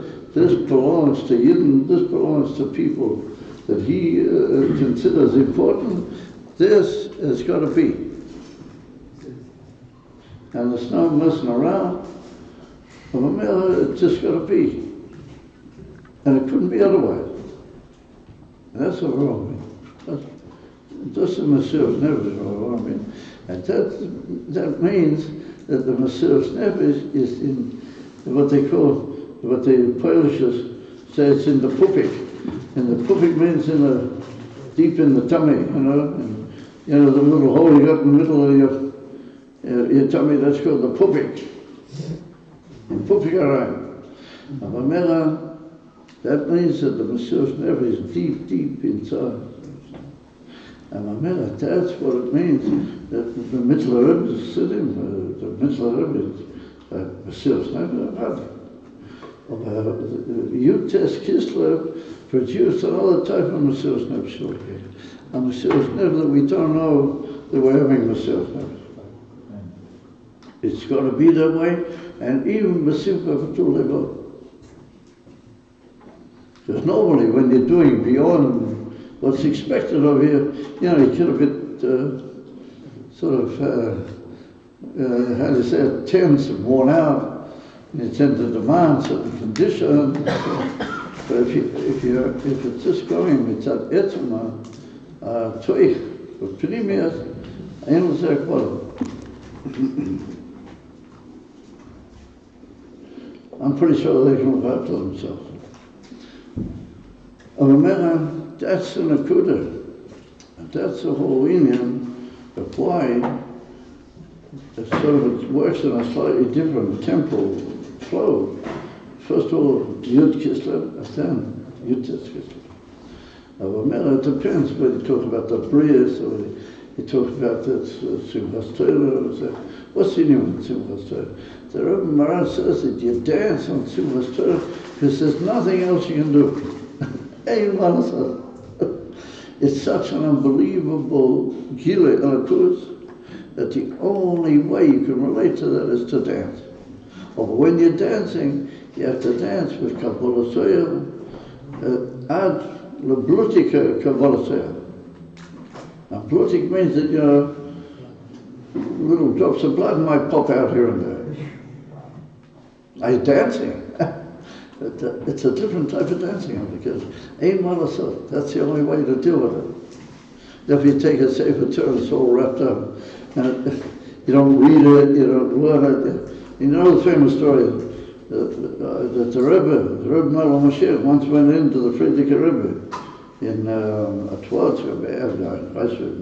באיזה מקום, and it was Hashem Rabbi. And Farbrengen Rebbe was writing a mimer. So the Rebbe sort of raised his eyes and said, could he know what the mimer's about? So the Rebbe said, I'm giving out a mimer for Simchas Torah. So the Rebbe smiled and looked at his father-in-law and he said, well, Simchas Torah, learn one? Simchas Torah, do you learn? So the Farbrengen Rebbe didn't get angry and said, yes, of course, I'm going to see that they learn. So the Farbrengen Rebbe said, hey, Nachnami. He said, but I have to do mine, I'm in this position, I got to do mine. Mine means I got to produce a mimer. I will again, that sounds good. Do we see that as a shaila?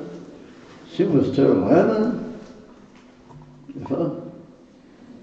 in other words, if you do happen to learn Simchas Torah, you didn't really learn. You just sort of, because Simchas Torah is Rutika, Kabbalah Torah, Pesimcha. And that's what the Tzemach Tzedek meant, that you test Kislev with Simchas Torah. This is the Kabbalah Torah from Eva Ma. And that's what we're going to try and, somehow or another, that's the Rebbe. That's what the Rebbe wants of us. It doesn't help all the pilpulim, did he really mean this? Is this really good for a Babi? All these philosophers, the Sugeim or the Minayim, but they all say, maybe and do this, maybe the world's not going to go for it. No, forget about it. It's not your problem. It's not your worry. The Rebbe said that that's it. That's the way. And the only way we're going to really save the world, and the only way we're really going to get anywhere in this whole situation, and the only way we're going to get anywhere with Bebit, is the Rebbe Hashem says that sitters without a Rebbe you can't have. You have to have a Rebbe. Baruch Hashem, we have a Rebbe. Baruch Hashem, we cut him. And that doesn't mean that only the Rebbe's sitters you have to have the Rebbe. And what it means is, even if you learn iron bass, you have to learn iron bass because you have the Rebbe. You're learning iron bass because you're a kesher to commence, hopefully, but more than that, with the Rebbe. And the Rebbe helps you to learn iron bass. And the more you learn his inyanim, then the more you learn iron bass in a good way, geschmack way. And the same with Avodas HaTfilah and all the inyanim. If we daven knowing that we're the Chassidim of the Rebbe, then it's different. It's just done differently.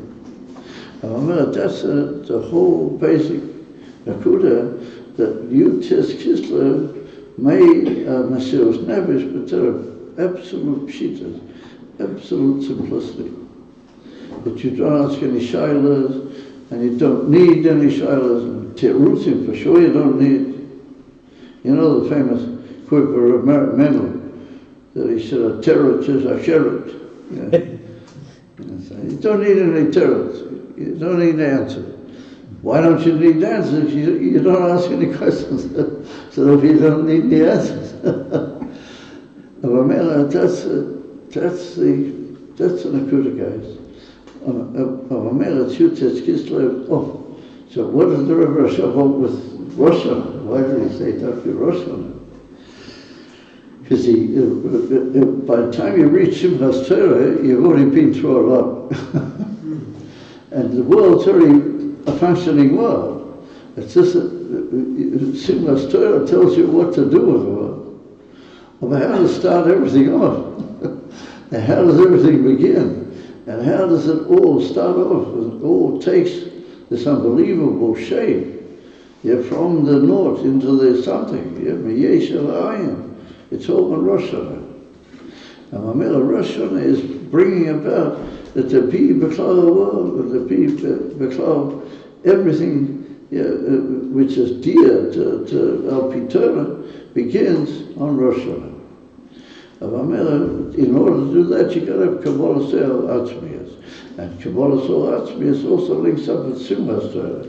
But the Rebbe meant that the immediate Indian of Kesef with Atzma Saint Seif Mamish, now that's Rosh Hashanah. That's the beginning of everything. I mentioned the other night by the shir that we have here, that once upon a time when you were in Beit, if you learned, you heard a moment from the Rabbi, and you heard that there's nothing greater than Rosh Hashanah. Rosh Hashanah is the greatest thing, and that's Atzma Saint Seif. So, wow, because it went away and he was full of Rosh Hashanah is Atzma Saint Seif. This. Then we go to Erev Yom Kippur, Moiti Yom Kippur. Here's a Maimon. Here's a Yom Kippur. That's it. Yom Kippur is incomparably better even than Rosh Hashanah. It's incomparably higher. They said, wow. And now Yom Kippur. Now he's found the truth. He goes to Sukkot. Sukkot to the highest. Yesterday was Torah. Said, wow. Yeah. So he never really knows where he is. So that's the difference. The difference is just in nuances, but they all mean the same thing. And what it means is that Rosh Hashanah is Hamodas Odom Yosha face to face with Atzma Saint Seif. And just like a Rosh Hashanah, you blow with a shofar because there's nothing else to do. On Sukkot Torah, you dance with your crazy old feet and with your shoes that need fixing with all the good to Sachen. Because there's nothing else to do. Ain't one so. That was it. Yeah, Mesilas Nefesh Kipshutei. Pasha Kipshutei. So I see I'm putting everybody to sleep, or he's going to sleep. It's already becoming bedtime stories. People are just coming. We're going to, maybe because of myself, I'm learning it on purpose. The Bochum just came now. Yeah, oh yeah? Yeah. The Bochum said, oh, it's on show, yeah. You learned in the Rebbe Rashab's Maimon, Simchas Torah is Rosh Hashanah. There's another one over there. Yitzchak. Yeah, Rabbi Yitzchak. They bought kasha. It's you know, my school is Bochum, what can I do? My business is all given Bochum. So it's L'chaim. And I don't know if you guys make sense out of all this, you know, but this is the Indian that we could have given ourselves a shofar. And it's not going to work without Mesilas Nefesh. And we could have simple, Pashat, how do you call it, simple inner growth of Mesilas Nefesh in ourselves in a way that Mashiach is not going to have any bread. Because I believe in the koyach of the individual that if there'll be enough of us, just how many are we here at this Farbrengen now? There must be about 30 of us at least. If 30 individuals really crack a way of time, it must have an effect. Bilti effect. And I remember that time when the Rabbi spoke about the little girls look like candles. The little girls. So the Rabbi said that if one Yiddish maidel lights a candle and she says a bracha with a tmimus, a Jewish girl, child, can produce, she breaks Sadatan. And the Rabbi used the name of the then president of Egypt. Sadat. The Rabbi said, she breaks Sadatan. That was the word. Now, that was the lesson. We have unbelievable power. We're just going to do it the Rebbe's way. We're going to bring him into action. And that's Yiddishkeit. Yiddishkeit is individual. It's not a club. It is. Club is sure. There's enough in Europe for club. But the individual makes the club. And we can, each and every one of us, can build Tisofi. We can hargavek machablim. What we're going to do, we're just going to be, the way the Rabbi wants that we should try to be. And that's to say, Kochens in all inyonim, Amishin davening in Aaronic Silas, in the Rambam, and all the Kute inyonim, but at the same time, Mashiach. Gula Shleima, the Farbrengen B'Poyel Mamish, the Gula, the Poyel Mamish. Amen. Is a when you go home over there, in the old days they used to call it, you go back to the home run, you know. And you come back over there, the same thing is. It's got to be nikah. That's the way it is. B'simcha v'tul levav. And if people ask you, what do you sell? You know, what are you offering to the world? Mashiach. The Gula Shlema. That's my merchandise. That's what I do. So sometimes they say, what's all this about? So you say, listen, you know, in a few good words, you just say something about Mashiach. And before that happened, you were sitting in a room learning Torah Rabbanon, Nea Chanukah, Mitzvah, Hanichal, Pesach, Basic, from the Rebbe Rashab. So people say, Rebbe Rashab, it's 100 and something years ago. I say, it doesn't matter. You have to learn that, and you have to kochzach in Mashiach, because your Rebbe says you got to kochzach in Mashiach, and that's the answer. And people will buy it, man. I mean, come on, you have to do it in the right way. And you know what I mean by that. And people will buy it. And Hashem ignores that. And it will have the Gula B'Poyel. The Rebbe said you need 10 akshonim. You know? What does it mean? 10 akshonim is nothing. 10 hydrogen bombs.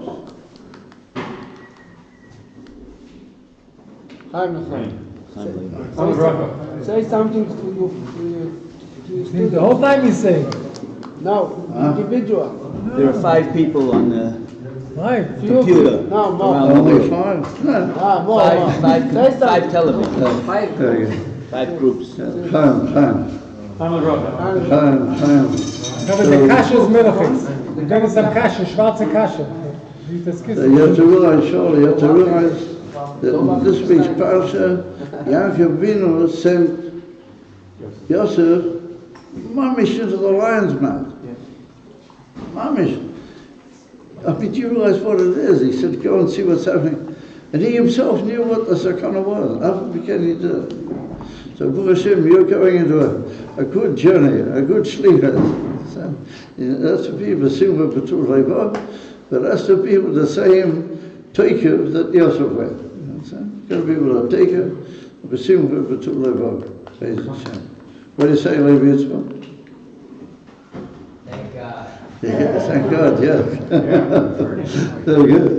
That's to say the Chaim, Be'ez Hashem, we're going to conquer the world, and we'll conquer the world. Don't have to worry. You, as far as I'm concerned, you can learn a mind from the middle of it about Torah Rabbanan. It'll take you 5 times as long. So I'll be very happy. 10 times as long. You've got to talk about Mashiach. It's all one thing. No, it's Kislev Sefer, and that's not the way to describe it. It's incomparably more than that. It's all one Etzer Mamis. All the Rabbeim, all one thing, should say. If the Rebbe says we're going to bring Mashiach now, that means the mitzvah Rebbe says it in exactly the same way. And come on, the Alter Rebbe, and the Baal Shem Tov, and the Maggid, Allah. The Chaim, the Rebbe said, how do we say it? Puyel Mamish, you know. Amen. Sign that place. So, I can tell you a story, but I'm carrying on too much. So, Chaim.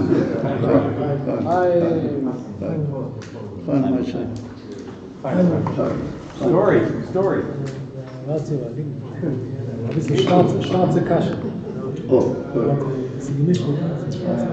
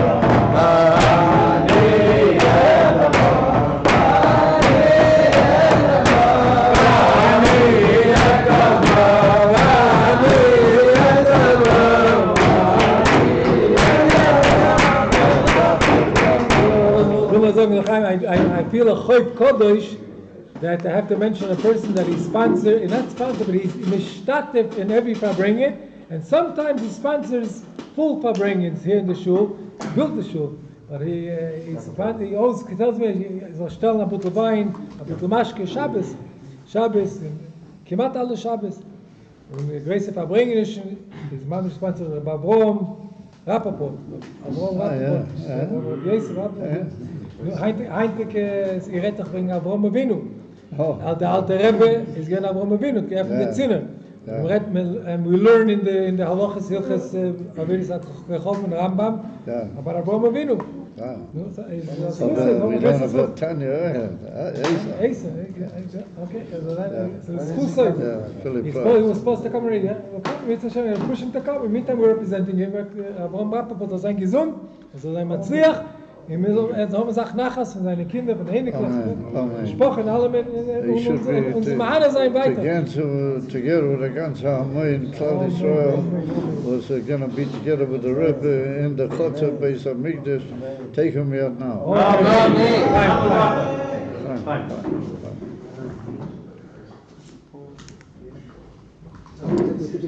So everybody knows that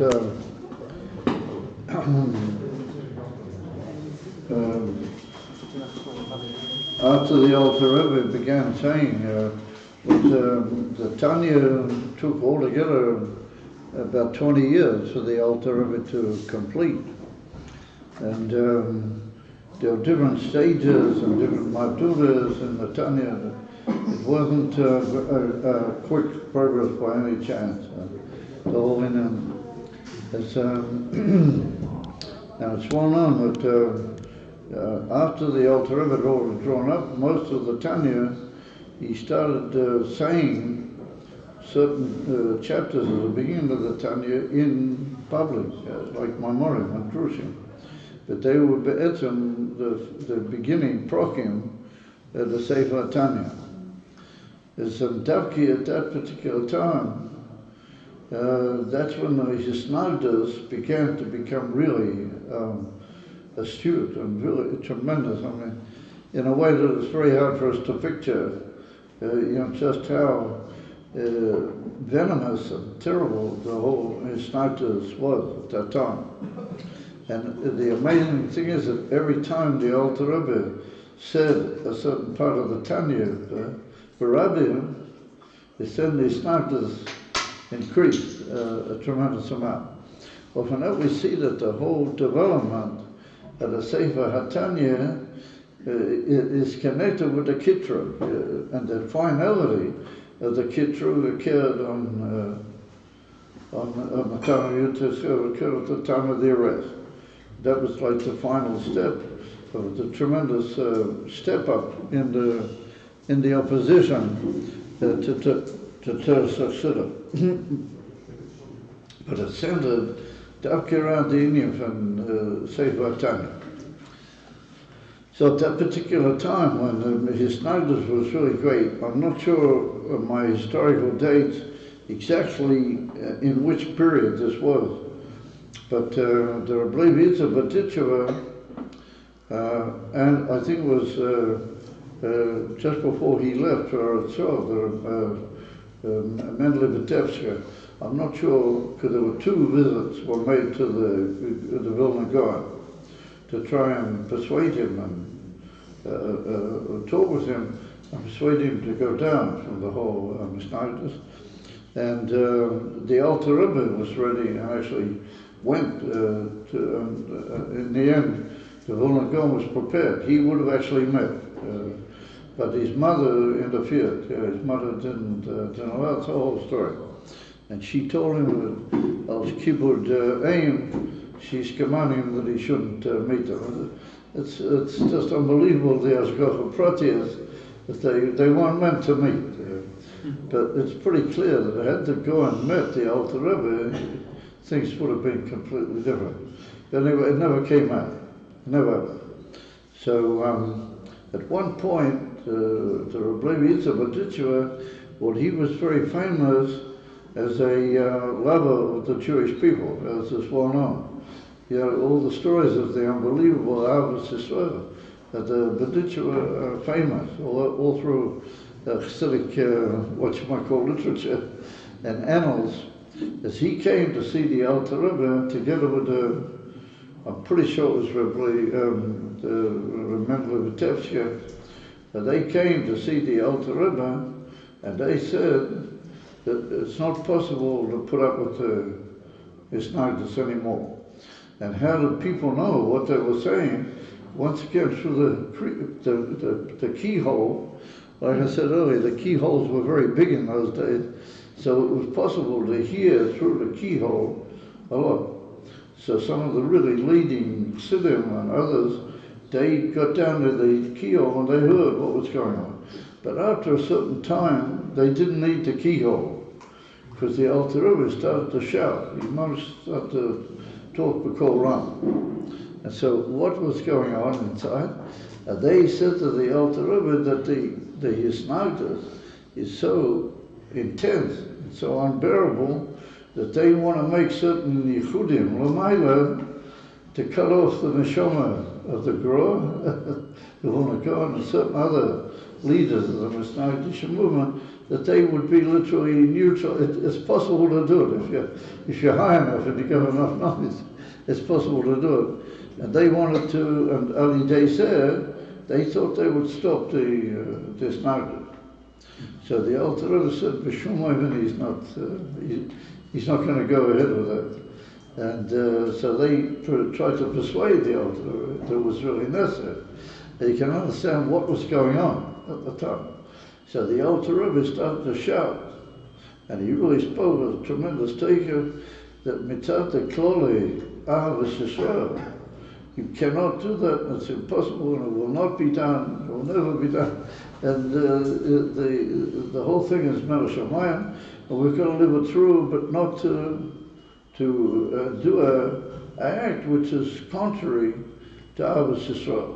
That was killed the message of the Alter Rebbe. But we can see from that, on the one hand, the tremendous venom of the Hisnagdus that was going on, and Mitzad Hasheni, we see the unbelievable approach of the Alter Rebbe. So what does that mean? I think we can learn from that a very central message in what we've been talking about the whole night. And that is the following. Tanya, what we saw in the Rambam today, and I'm just mind-boggled from that Hashgacha Pratiyas, but in the Rambam today, it occurs the word Eson. And it's well known, the word Tanya is in the Gemara that the Alter Rebbe brings, the word Tanya does not occur.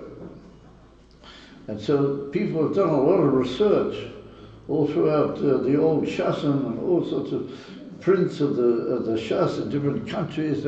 They find one Shas that's been found where there was a Giyosah in that Shas, brought it aside, that maybe it should be written Tanya by that statement.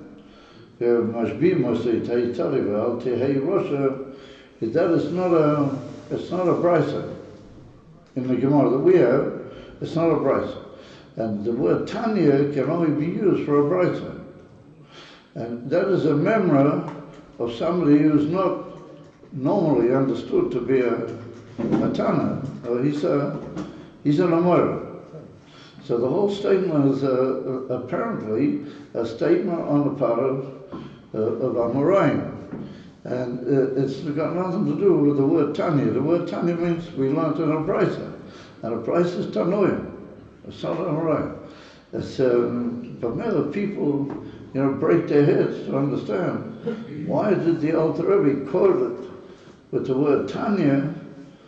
Kilo it's a brisa, ain't a and feel Tim Tzaloima that there's a diffuse in some place in the world that brings it at the side as another possible girsa, the word Tanya. Why would the Alter Rebbe choose such a people don't learn it, people learn the Gemara, don't meet up with such a girsa. And it's known throughout the whole world of the Loin de Hashas that it's not a brisa. So why did the Alter Rebbe choose to put in the word Tanya? he's changing the whole situation of that statement, what he quotes from the Gemara.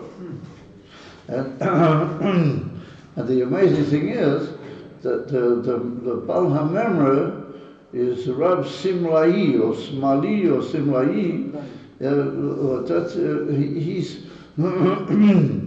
He's an Amor. Larov Deis in the Meforshim, he's an Amor. So there's some people who claim that there were two Rab Simlais. And that one of them was a Tana, and that's what the Alter means. That even though it's quoted Rab Simlai, it really means a Tana. So if it's a Tana, you can tack on the word Brisa, Tanya, even though it's not really there. But since it's a Tana, maybe you can say that. You follow? That's what some people answer. Well, it's very difficult. All these things don't get together. Yet it would seem that the word Tanya had to be there.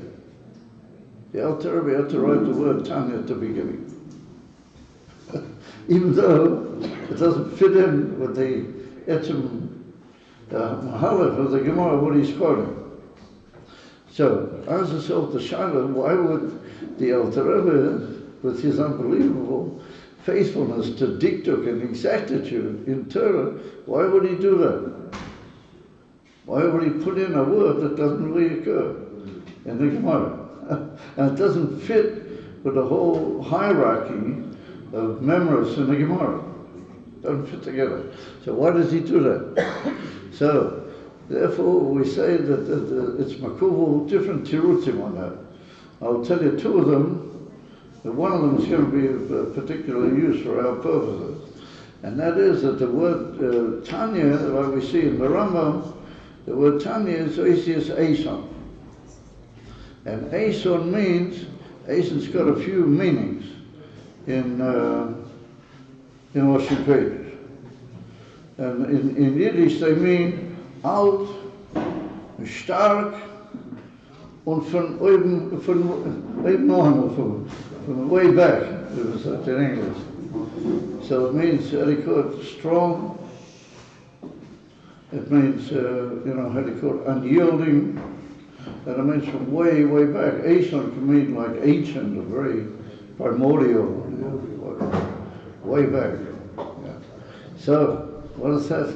What's the Alter Rebbe wants that word, Boetius, Eison, to occur at the beginning of his Sefer. Because the whole purpose of the Sefer Tanya is to make you into that, make you into strong, makes you into, way back, you're ancient, you've got koiches from way, way back. Yeah? Also, there's another Indian, the Eison, like we said before, is the words that turn things into the future. I'm sorry, the letter, which turn words into the future tense. So you want to reach Mashiach, and you want to reach, which we do, don't we? Yeah. Yes. We want to reach Mashiach, and we got to do it with the Tanya. And you know the story that when the Alter Rebbe came to actually print the Tanya, after he spent 20 years drawing it together, he didn't want to print it till he had to Haskoma and the agreement of two of his great friends from the Magi. One was Reb Zusha, Me'anipolia, and the other was Reb Yehuda Bar Koyach. And he also lived in the same general area where Reb Zusha lived. But they lived in a place which was separated by a river. It was an area called Vitebsk, but there was a river like in the middle. And on one side was one area, and on the other side was another area altogether. So Reb Zusha, he lived on one side of the bridge, and the Reb Yehuda Bar Koyach, he lived on the other side of the bridge. So the Alter Rebbe sent special shluchim, and this was in Elul, it was before Russia. The Alter Rebbe sent special messages, big people, big citizens, and they came to bring the manuscripts of the Sefer to Reb Zusha and to Reb Yehuda Bar Koyach, that they should give their agreement. They have to give their haskama. So one group of shluchim went to Reb Zusha, and the other group went over the other side of the bridge what do you call him, Rabbi Kohen. So they saw the Tanya, and both of them went out of the kingdom. Rabbi Zusha was very given to this party from this world altogether. And when he read the Tanya, he just took off altogether. He just went up into Olam Asadiyanim, and he said, this was it, you know. And he was tremendously, and he wanted somehow to share his pilots with somebody. So he thought, that what do? You go over the bridge in deep night, like it was in those days. It was dangerous to walk around. You're going to go over the bridge, and he's going to knock up Rabbi a Kohen. He didn't know that he also had. So the Rabbi Kohen, he's also studying. He also goes out of his kelim, and he says he has to share this with somebody. You know, he can't possibly. This is impossible. So he decides he's going to go over the bridge to Rabbi Zusha. So what happened? They're going across the bridge, and they bang in the middle of the dark Russian night in Vitebsk or whatever the place is. Boom! They bang together on the bridge. And they're both brandishing the Tanya. So the first thing they did, they went a tremendous dance together. And so they went a tremendous record on the bridge. Yeah. So then the Rabbi Zusha says to Rabbi Kohen, what do you got to say? You know, what do you say about this? You know? So the Rabbi Kohen, he said that this sefer is like the keteros, like the incense that was offered in the Beis Hamikdash, and it's well known that the keteros is good against plagues or diseases that we learned from the Meister Rebbe with Moshe Rabbeinu, Aaron Kohen, but there was a whole plague that occurred, and Moshe Rabbeinu told Aaron to run in amongst the people with the keteros, and he saved everybody's life. Of the plague. So the Rabbi Kohen, he said, this sefer, hey, Levi, he said, this sefer,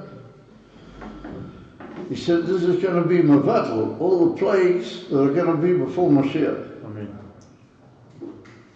And this will make ready the Klal Yisrael that they'll be able to go and meet Mashiach. That's what he said. So he said to Rabbi Zusha, what do you say? So Rabbi Zusha says, I say that with this sefer, we're already going to Mashiach. We will go out and meet Mashiach with the sefer. Not just prepare the way, but we'll go out and we'll meet Mashiach, and we'll be brandishing the Tanya. We'll meet up with Mashiach.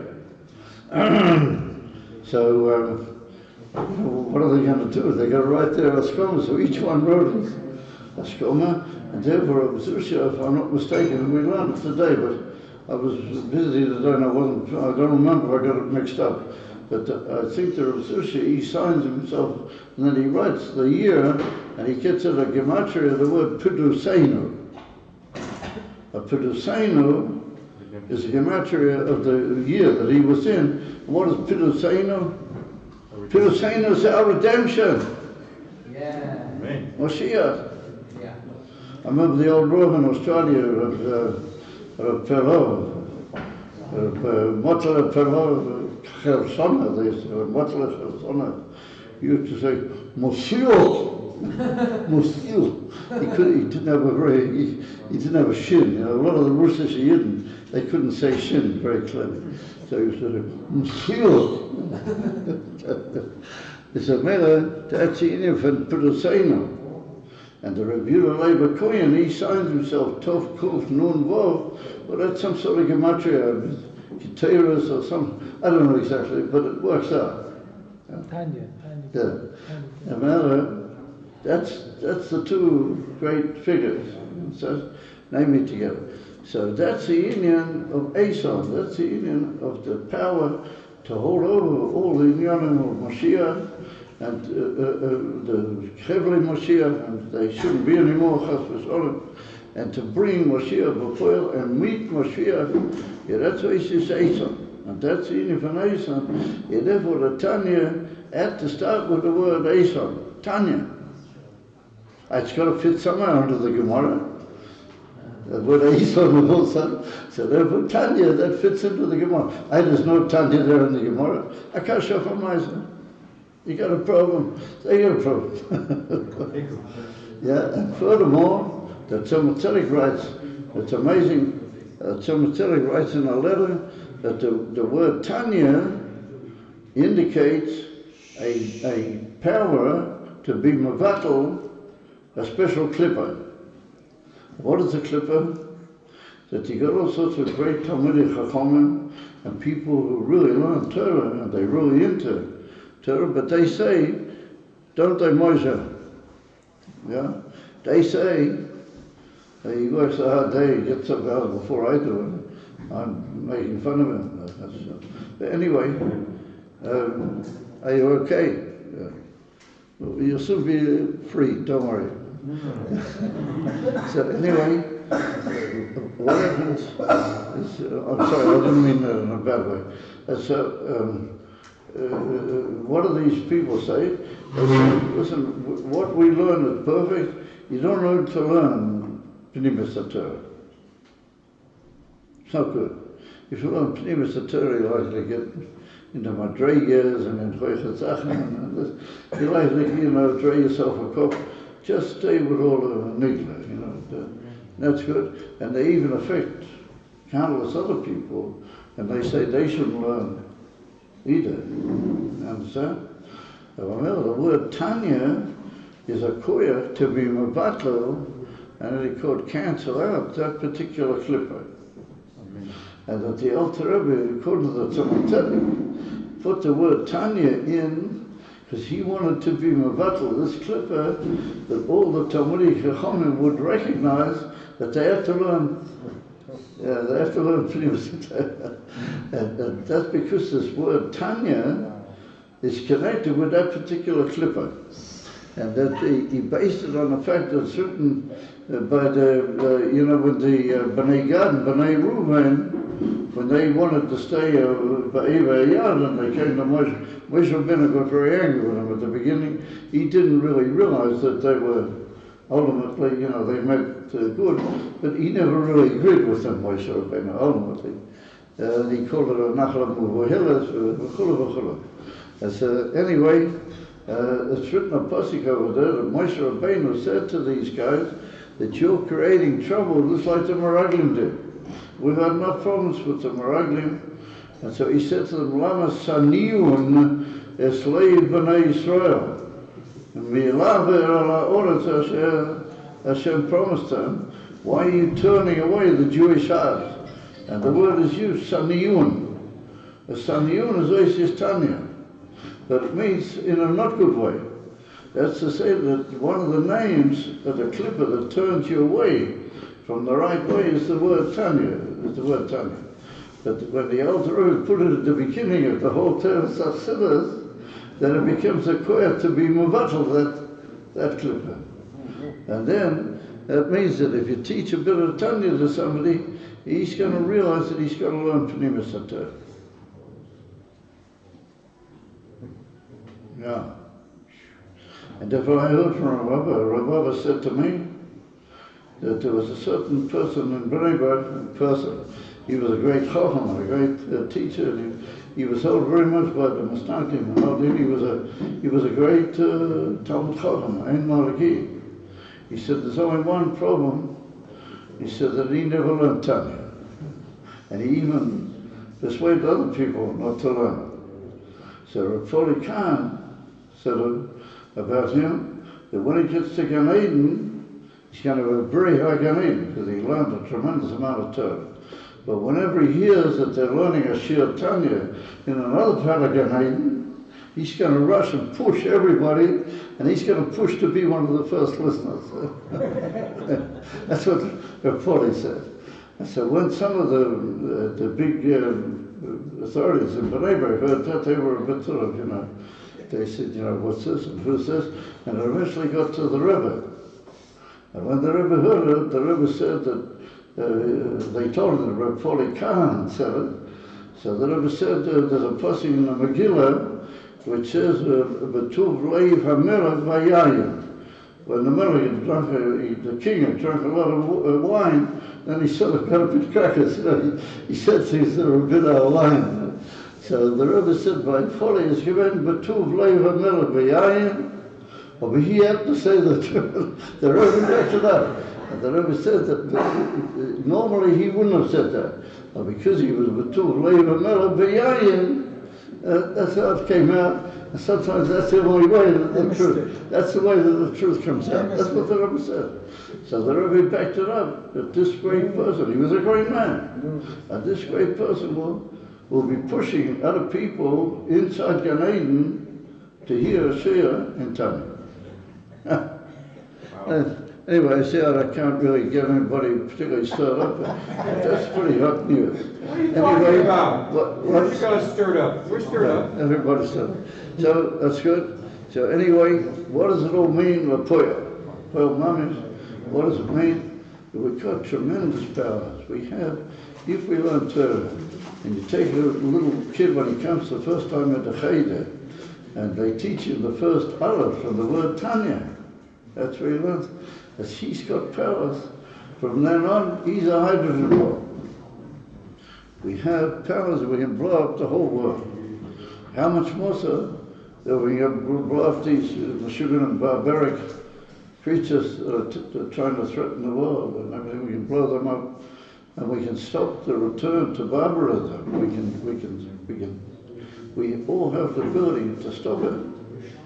But there's just one more little thing that we have to realize, and that is that the Alter Rebbe said to the Bedichua, who was his dearest friend, he said, I don't agree with you because it's negate the principle of Ahavas Yisrael.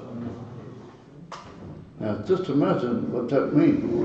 The person that indirectly, I mean, the God didn't send the Alter Rebbe to prison, but indirectly, that was him. It was the whole koich of the Misnagim that put the Alter Rebbe in prison. And the Alter Rebbe said, no, b'shum oivin, it's negate Ahavas Yisrael.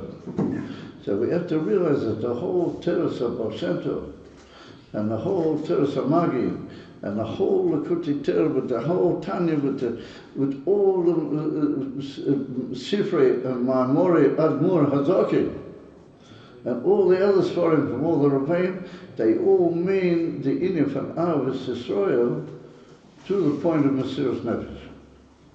That you've got to be devoted to the good of another person, absolute pshitas of Mesiras Nefesh, exactly the same way that you have Mesiras Nefesh to put on tefillin. Lo pachot, lo yoter v'lo pachot. B'diuk. I once heard from my mashpia that I was sitting in his house on Motzei Shabbat, and we'd been learning a little something together. In the meantime, another person came in, and it doesn't matter who it was or Benegir to what, but he said something rather sharp about somebody in the community. And I could see that my mashpia, he didn't like it. And my mashpia didn't agree with this person that was said about him, the bad thing. He didn't agree with him at all. And he would not consider himself like, a comrade in arms with this person. But nonetheless, I could see his whole eyes and everything went funny when this person said something sharp about this guy. He sort of, he took it very bad.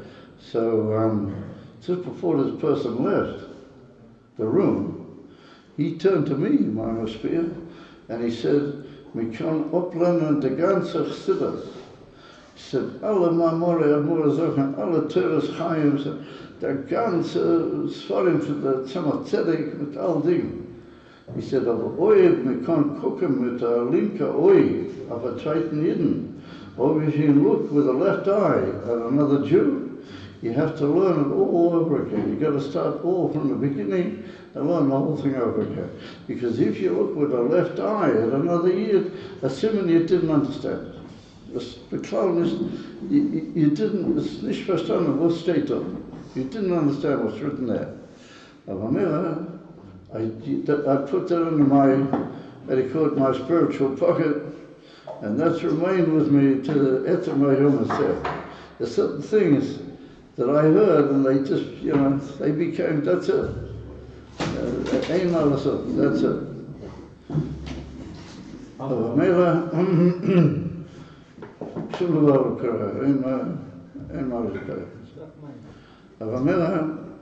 What does it mean?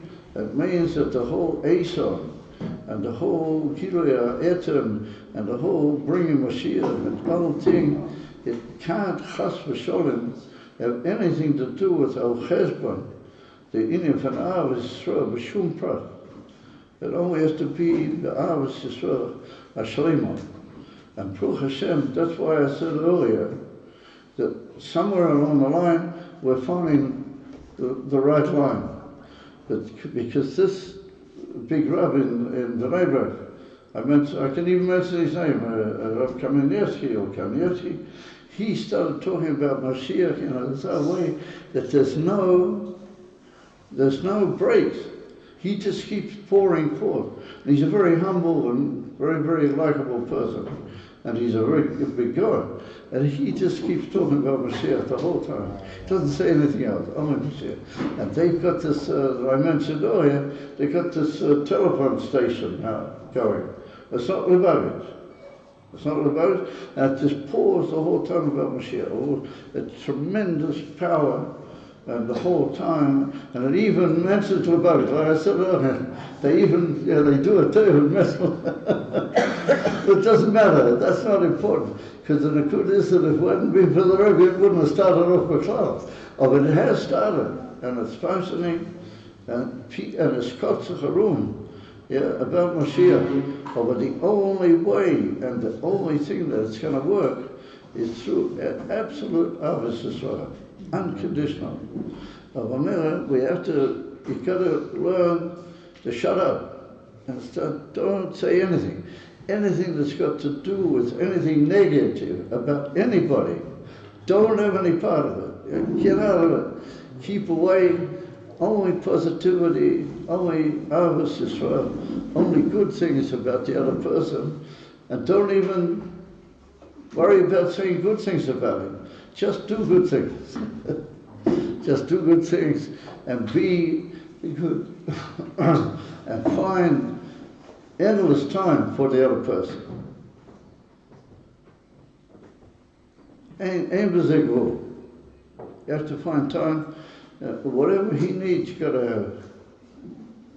And that's the principle of all existence, is that you got to know that you came down in the world maybe to live 80 years, all for the sake of helping another Jew. And I once lived in Bnei Brak. I once lived alongside a Polish Admor, you have to call her an Admor, Rabbi. And he used to speak about it. And I once got him a collaboration. I bought him a very nice collaboration, and after that he loved me. I was really on very good terms with him. I saw the way he looked at the essay. He was really tremendously pleased. And so he used to sort of, so one day, you know what happened? I walked out of my house, I was shown to the mikveh. I walked out of my house, and he comes up to me all of a sudden. Usually he had people who were accompanying him, but this time he was all on his own. Yeah. He comes up to me, and he says, you know something, Gafne? He says, you know something? He says, I've decided that I want to learn Nista. They don't say Pnimus Torah, they say Nista. He said, ich muss lernen Nista. So I said, very good, you know. That's great. He said, yeah, but he said, I have to have you. He said, the only Nista was ich will lernen is the Tanya. He said, the Heilige Rab, das ist bei mir, das ist Nista. Yeah. So he says, and you're my neighbor, so you got to produce the goods. So I said to myself, I'm terribly sorry, you know, I'm busy. He said, wasn't he busy? He says, I'm not busy. I said, I'm terribly sorry, you have to forgive me. I go every day to Kwakabad, I come back late. So in the end we agreed that I would bring him somebody else. But he'd have to be screened by him. So in the end I found a Yingama, doesn't matter who it was, it's not important right now. I found a Yingama and they started learning Tanya. And it was very clear. And then one night they were learning together and he happened to say to him that the Baal Shem Tov says that it could be you came down into the world and you were Mekayim Torah Mitzvah and you did everything, you lived 80 years in the world, was all just to do a teva for another year. So this Admor got up out of his chair and he started walking around the room and he just couldn't get himself together. He said, I never heard that. He said, the Baal Shem Tov, hat say gesagt. I could see he just took off. He couldn't get himself together. And I met him the next day. And he said, I learned with this guy. He said, I've never heard of him. He said, that is amazing. He just couldn't hold himself together. So you know what he did? He printed up hundreds of cards. He went to a printer, he had it printed up that the Baal Shem Tov said that he come down into the world just to do a teva another year. Yeah? And he gave them all around in Yerushalayim and all over the place. And he had special shluchim go into shuls in Yerushalayim and spread them on the table. Wow. He was Atkidikaki, he was Nispoil. So, I mean, he's a very pure person. So he knew what was the pitch line, He knew what to pick up. He picked up the essence of the Baal Shem Tov's Torah. The whole essence of the Baal Shem Tov's Torah is that your whole Torah, with your whole Eizon, with your whole Inner, with your whole Inner, it's all for the Tzait. It's all for the other guy.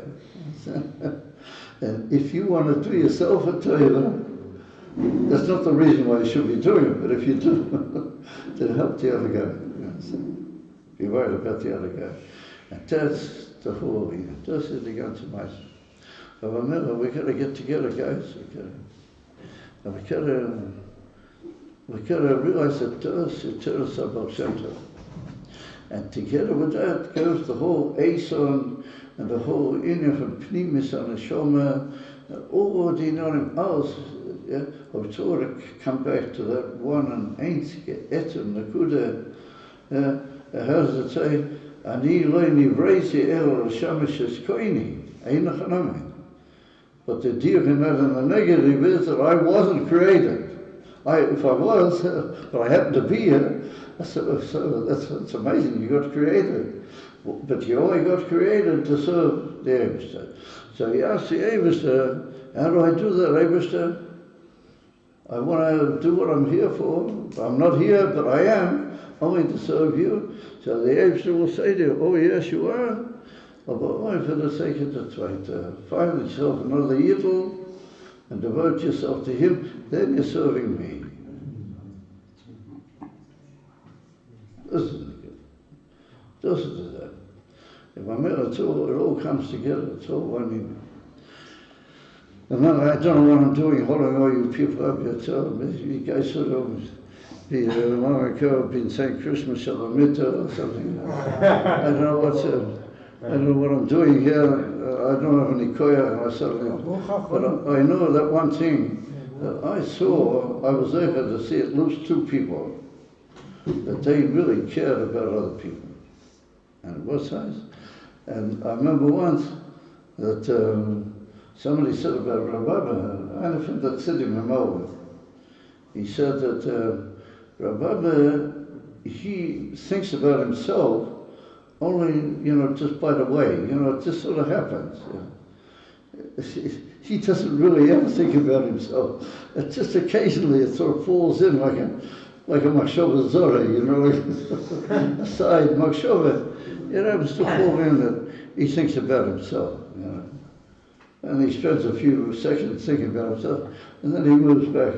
I saw Rabbi used to get up early in the morning, and he used to walk to the Ugarisha mikveh, where they do, all the way, and he was not a fellow that walking was so easy for him. He used to walk all the way into the beginning, and he had about 3 addresses on the way. And these were all families that he used to help them. And he knew nothing about business and about money. He knew absolutely nothing. And these families would have had no ability to hold out in Melbourne, Australia, had it not been for Rabbi. He faced it, I know it. And he used to, on his way to the mikveh, he used to go into these houses and talk to the people and spend a long time at it. Yeah. And I remember he once said to me, if you want me to really go over my fans, I'll tell you what he once said to me. That he said to me that if he visits Pliny in his house, yeah, and he spends a lot of time talking to him, and he gets out of the house and he comes down to the Ugarish mikveh, and in the meantime we've locked the mikveh. Yeah, so he says, the fact that I spend time talking to Pliny, that's just as if I'd been in the Ugarish mikveh. And then I remember one day, he sort of nudged me with his elbow and he said, "Noch besser." In Yiddish, "Noch besser" means even better. You guys don't know the people I've seen in my life. I mean, this guy was, in my opinion, he was a very high person. Very high person.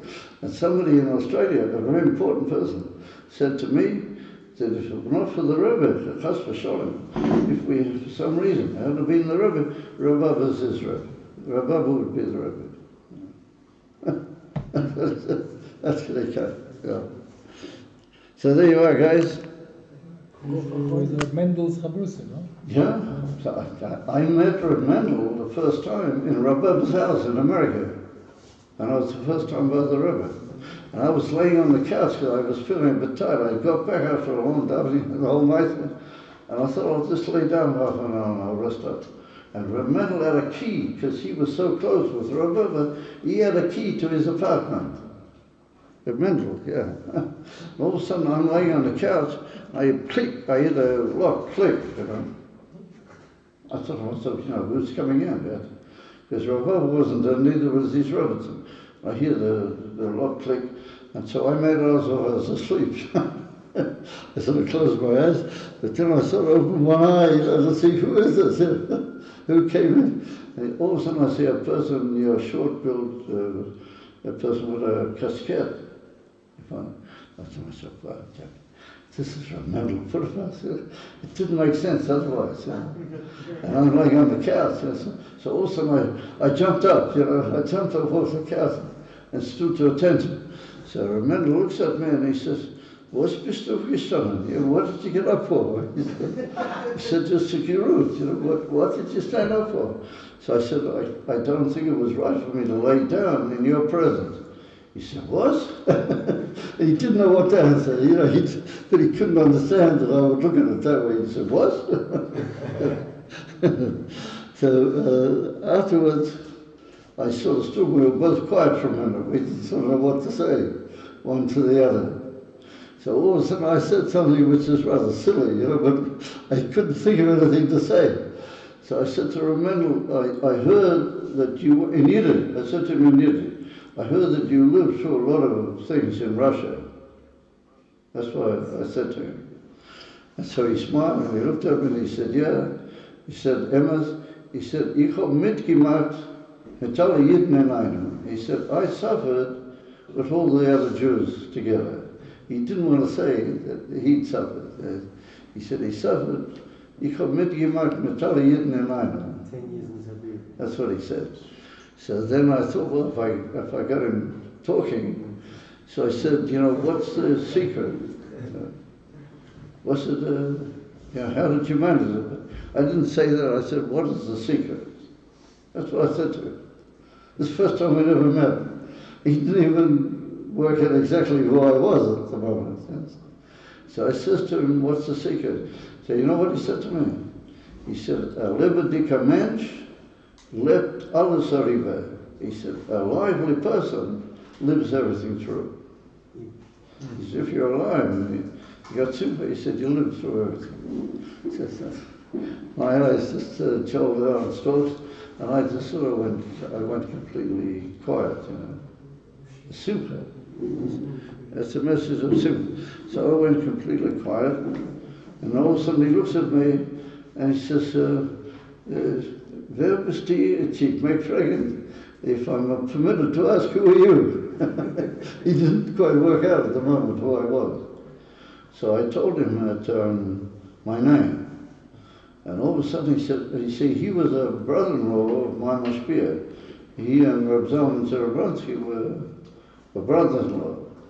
So he said, "Oh, ich weiß." He said, "I know who you are." He said, "Du bist mein Zalman's atonement." That's what he said. "Mein Zalman's atonement." I said, "Boom." That's it. And then we got on very well after that. We chatted away and everything, and he even looked in one of the cupboards and he found, so I know where Rabbi held this mashki. So he put out a little bit of mushroom. He said, "L'chaim together." It was really amazing. He said, "Bis mein Zazal." He said, "Bis mein Zazal and Zatalmin." Yeah. So what do we see from that? That you got to be a Lebedi command. You have to be full of sin. Even Lebedi. I remember once I said to Rabbi, I mentioned to him the expression Morish Choyer. What Morish Choyer in Yiddish is a quote from the Rambam, means black bile. It means depression. The Rambam held medically that your kisamara, how do you call that in English? Gallbladder, yeah. I don't have one, by the way. They took mine out. The gallbladder gives off different, that affects what you like. So Morish Choyer means a giving off from the gallbladder a black liquid. And that makes you very, sort of depressed, negative about things, you don't quite see things. Morish Choyer. So I once mentioned something about Morish Choyer to Rabbi, and he said, "Morish Choyer? Morish Choyer?" Yeah. Like I would have been talking about the most terrible disease in the world, He said, "Morish Choyer." He said, yeah, he was just shocked. He said, he said, "Morish Choyer gateness." That doesn't exist, Yeah, like I would have said, like face, cholera or something. These guys, they didn't know. They weren't in it. They knew only about sympathy. And Reb Mendel said that even in the camps, he was listening. Yeah. And that's Asa. That's the Kurcha Asa. That's the Tanya. And that's the Avraham Avinu. It's all the same family. L'chaim. So it should be a good year. It should be a freilich year, and it should be a Mashiach year. The Iki is, there could have been like Avraham Avinu, could have go around talking to people and bring Mashiach. But put a moment. It's or even no holds barred. And it's written in the Rambam that Avraham Avinu spoke with Yisoris B'nei Adam. Revovis, Revovis B'nei Adam. Tens of thousands.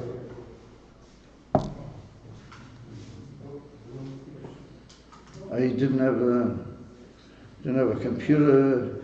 He didn't have even a megaphone. A loudspeaker. All he had was a soapbox. I don't know if he had that even. And that's what, if you talk the right way, that's what you achieve. So we've got to talk. We've got to talk out. You have to be confident, simcha dik, and it doesn't matter who, you've got to let them have it. Come on, in a nice way, good way. Boom. Oh. It's a sign that we live in Olam HaGvul. You know? At a certain time, that's it. But I must admit I agree with it, because I'd like to make a getaway. L'chaim Ariel. L'chaim, and you should have nachas ad bli dai, magir lecha. Let's forget all the shtiklach and all the meislach. Magir lecha. It's due to you. It's due to you, good to Talmidim, it's due to you a lot of nachas ruach from them, from they. And it's magir lecha a lot of guilt. In other words, you know, Leah Kislev, Leah Zoho. He's got it. He's got it. The problem, he's got it. That's the problem. He's got it. Yeah. That's the. But praise Hashem, He's going to give it. He's going to give it big lots. Praise Hashem. And all you guys, you got to realize that there's an old saying in the Australian slang that if you're on a good wicket, stick to it. What that means, the Australians play cricket, you know, and you play cricket on a wicket. The ground where you play the cricket is called a wicket. So they say there's an old saying, if you're on a good wicket, stick to it.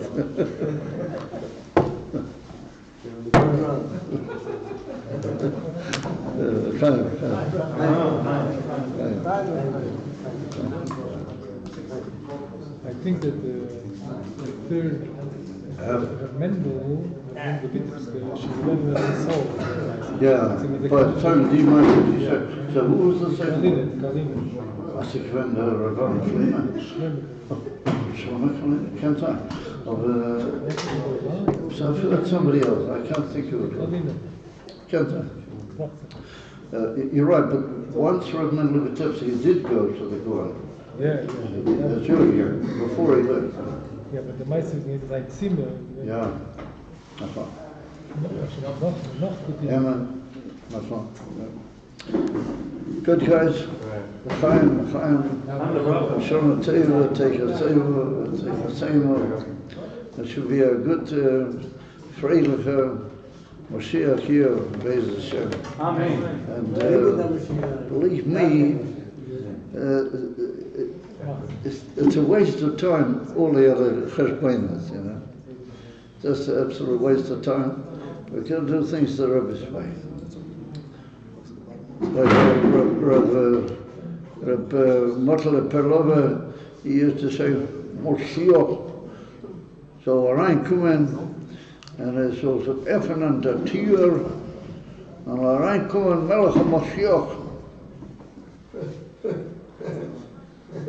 He used to dash it, you know, he used to make it dresses. He said, the door will open and Moshiach will walk in, come in.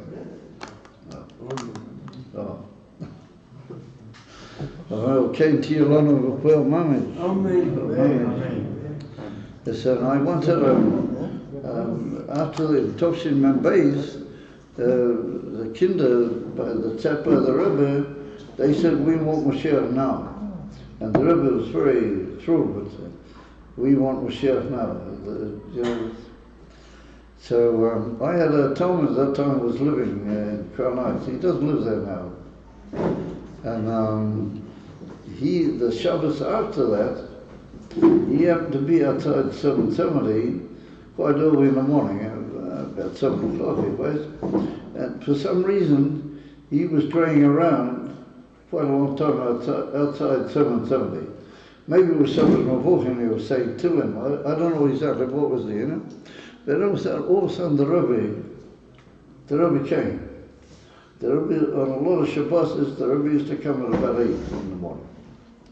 So Shabbos Mavochin would have come earlier. But anyway, the Rabbi came and he saw the Rabbi go up towards the door at 7:30. So he jumped at high speed to the door, and he got to the door first, and he opened the door for the Rabbi. He opened the door for the Rabbi. So the Rabbi always was very, very careful to thank people if they did him the smallest service. So the Rabbi looked at him, and the Rabbi said to him, Adank. in a very nice, pleasant way. The Rebbe said to him, Adam. So all of a sudden he says to the Rebbe, he wanted to do the Rebbe Nachas Ruach, you know. He says to the Rebbe in English, we want Moshiach now. Yeah. So all of a sudden the Rebbe went very serious. And the Rebbe looked at him and he said, ich meine das aber b'poel mamish, meine ich. I mean that b'poel mamish. In other words, the Rebbe didn't want that we want Moshiach now should become a slogan. You know how to call it? Yeah, we want Moshiach now. He said to make the Rebbe feel good, he said, we want Moshiach now. So the Rebbe said, that's nice, but I mean b'poel mamish. I don't mean a slogan, I don't mean a nice idea, I mean b'poel mamish. And the Rebbe looked at him and he said, he just froze on the spot. You know?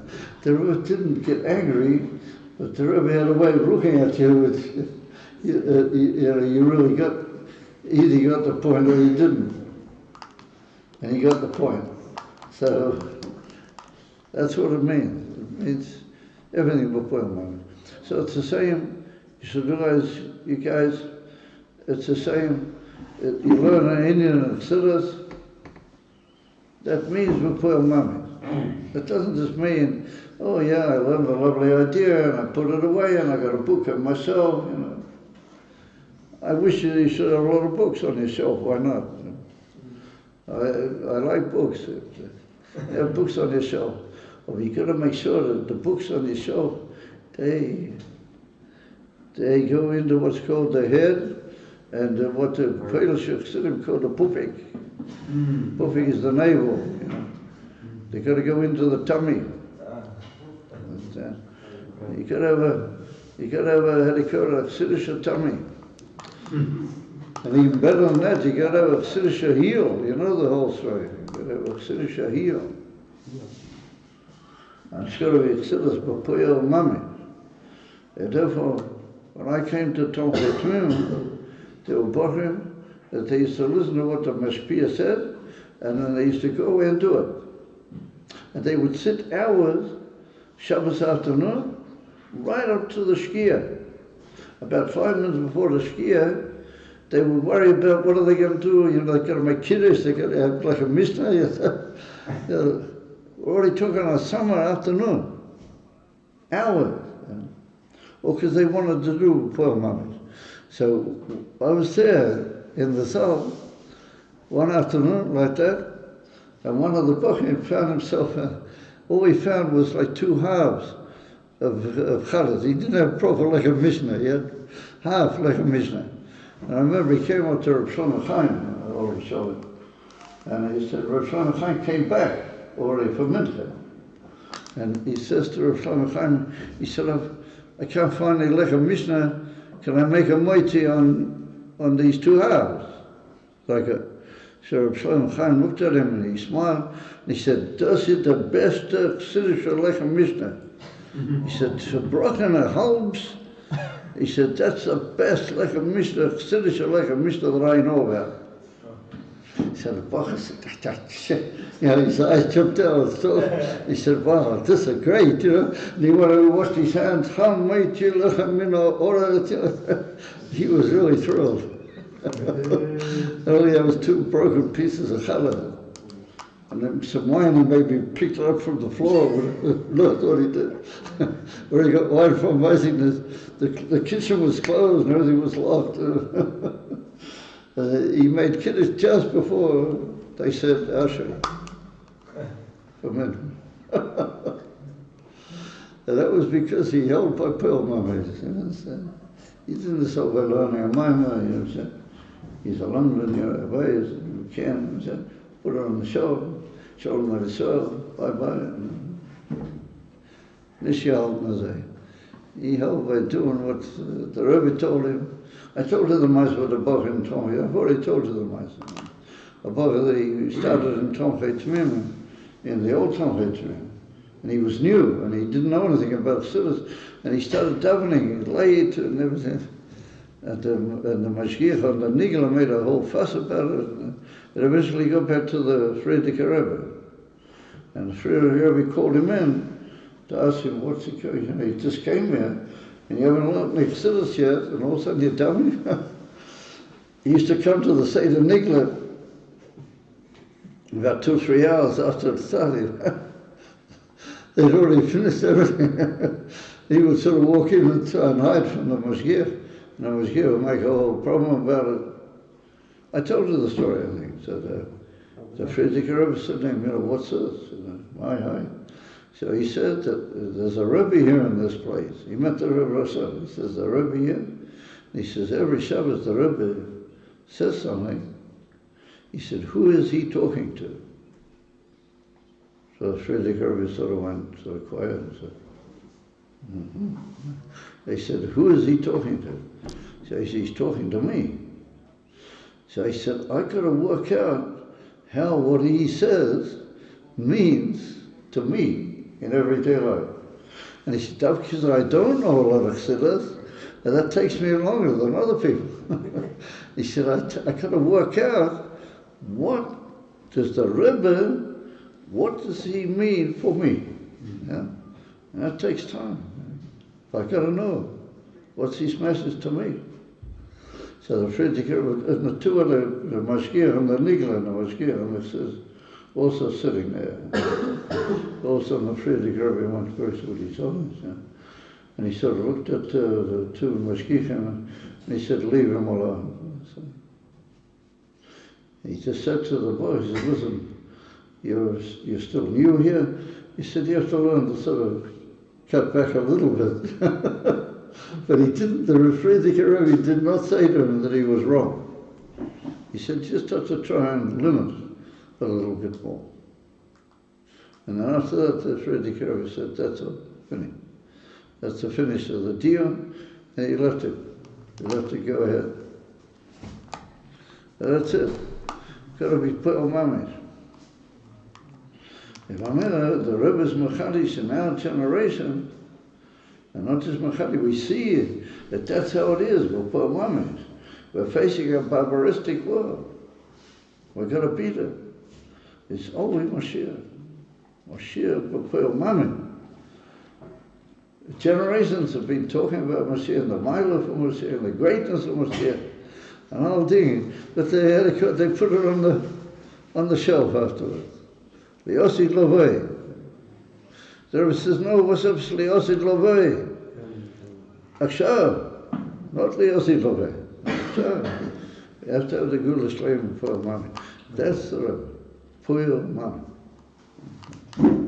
What do you say about that, David? For mamas. That's here. Yeah, Chaim. That's it, guys. So listen,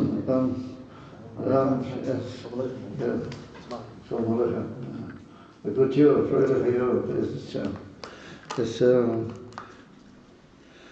So I don't like to disappoint you guys, but I'm going to make a getaway, you know.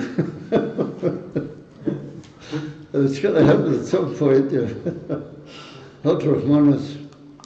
And let's all, we're all parting with, I remember Shmuel B'Tzalel Alter, Pinya Alter's brother, he used to say, Harumash Keren Libavich. Libavich. The Russian Yidden, they used to say, not Lubavitch, Lubavitch. That's what it is. Am I right there? And he used to say, Harumas Keren Lubavitch. It has to be a Harumas Keren Lubavitch. And, you know, we have to learn Ein Beis, and we have to learn the Rebbe Hashem's Hamayim, the Middle Rebbe's Hamayim, whatever you like. Yeah. And at the same time, you have to learn the Sichas from Nun Beis and Nun Aleph, Mashiach. You follow? It's a penalty gesagt. Last week's Dvar the Rebbe said a whole amazing chiddush about the Levana. That really when the Levanas got light, it's really far from the Shemesh. And when it's closer to them in the second half of the month, it's so bottled to the Shemesh that it becomes like one thing with the Shemesh. It doesn't have to give any light because it's got the etzim of the Shemesh. I mean, that's an amazing bomb. And that's written in a Maimah in the Siddur of the Alter Rebbe, in the Drusha for Shabbos. That whole thing is brought up. The Alter Rebbe brings it down from a famous Sefer. He says, Isa v'Sefer Nechmat v'Noim. I have the Sefer Nechmat v'Noim in Tel Aviv. What's it going to help me in Tel Aviv? I don't know, but I got it. But I haven't got it here. At the Sefer Nechmat v'Noim, he says it really, it's not what people think, but when the moon gives off light because it's far away, or when it's close to the mashpia, it's bottled completely, and then it's in a much higher level. And the Alter Rebbe says that in the Siddur, but the Rebbe gives it out in such a way that he builds a whole lifetime for that. You understand? And that's the end. It's everything's there, but the Rebbe, we've got to do it the Rebbe's way. You know? So the Rebbe takes all the inyanim from all the Rabbeim. One says from Mendel, he said that in order to understand a Maimah from the Rebbe, you have to learn all the Maimorim from the Frierdiker Rabbeim. But in order to understand all the Maimorim from the Frierdiker Rabbeim, you got to learn a Maimah from the Rebbe. Does that make any sense? I think it does. Yeah. It's in the same way we've got to learn the Sikhas for Nunal and Nun-Beis. We've got to learn the Dvar Malchus. And then you begin to get some idea what is it all about. Okay, guys. I don't know, maybe this is a bit of heart now.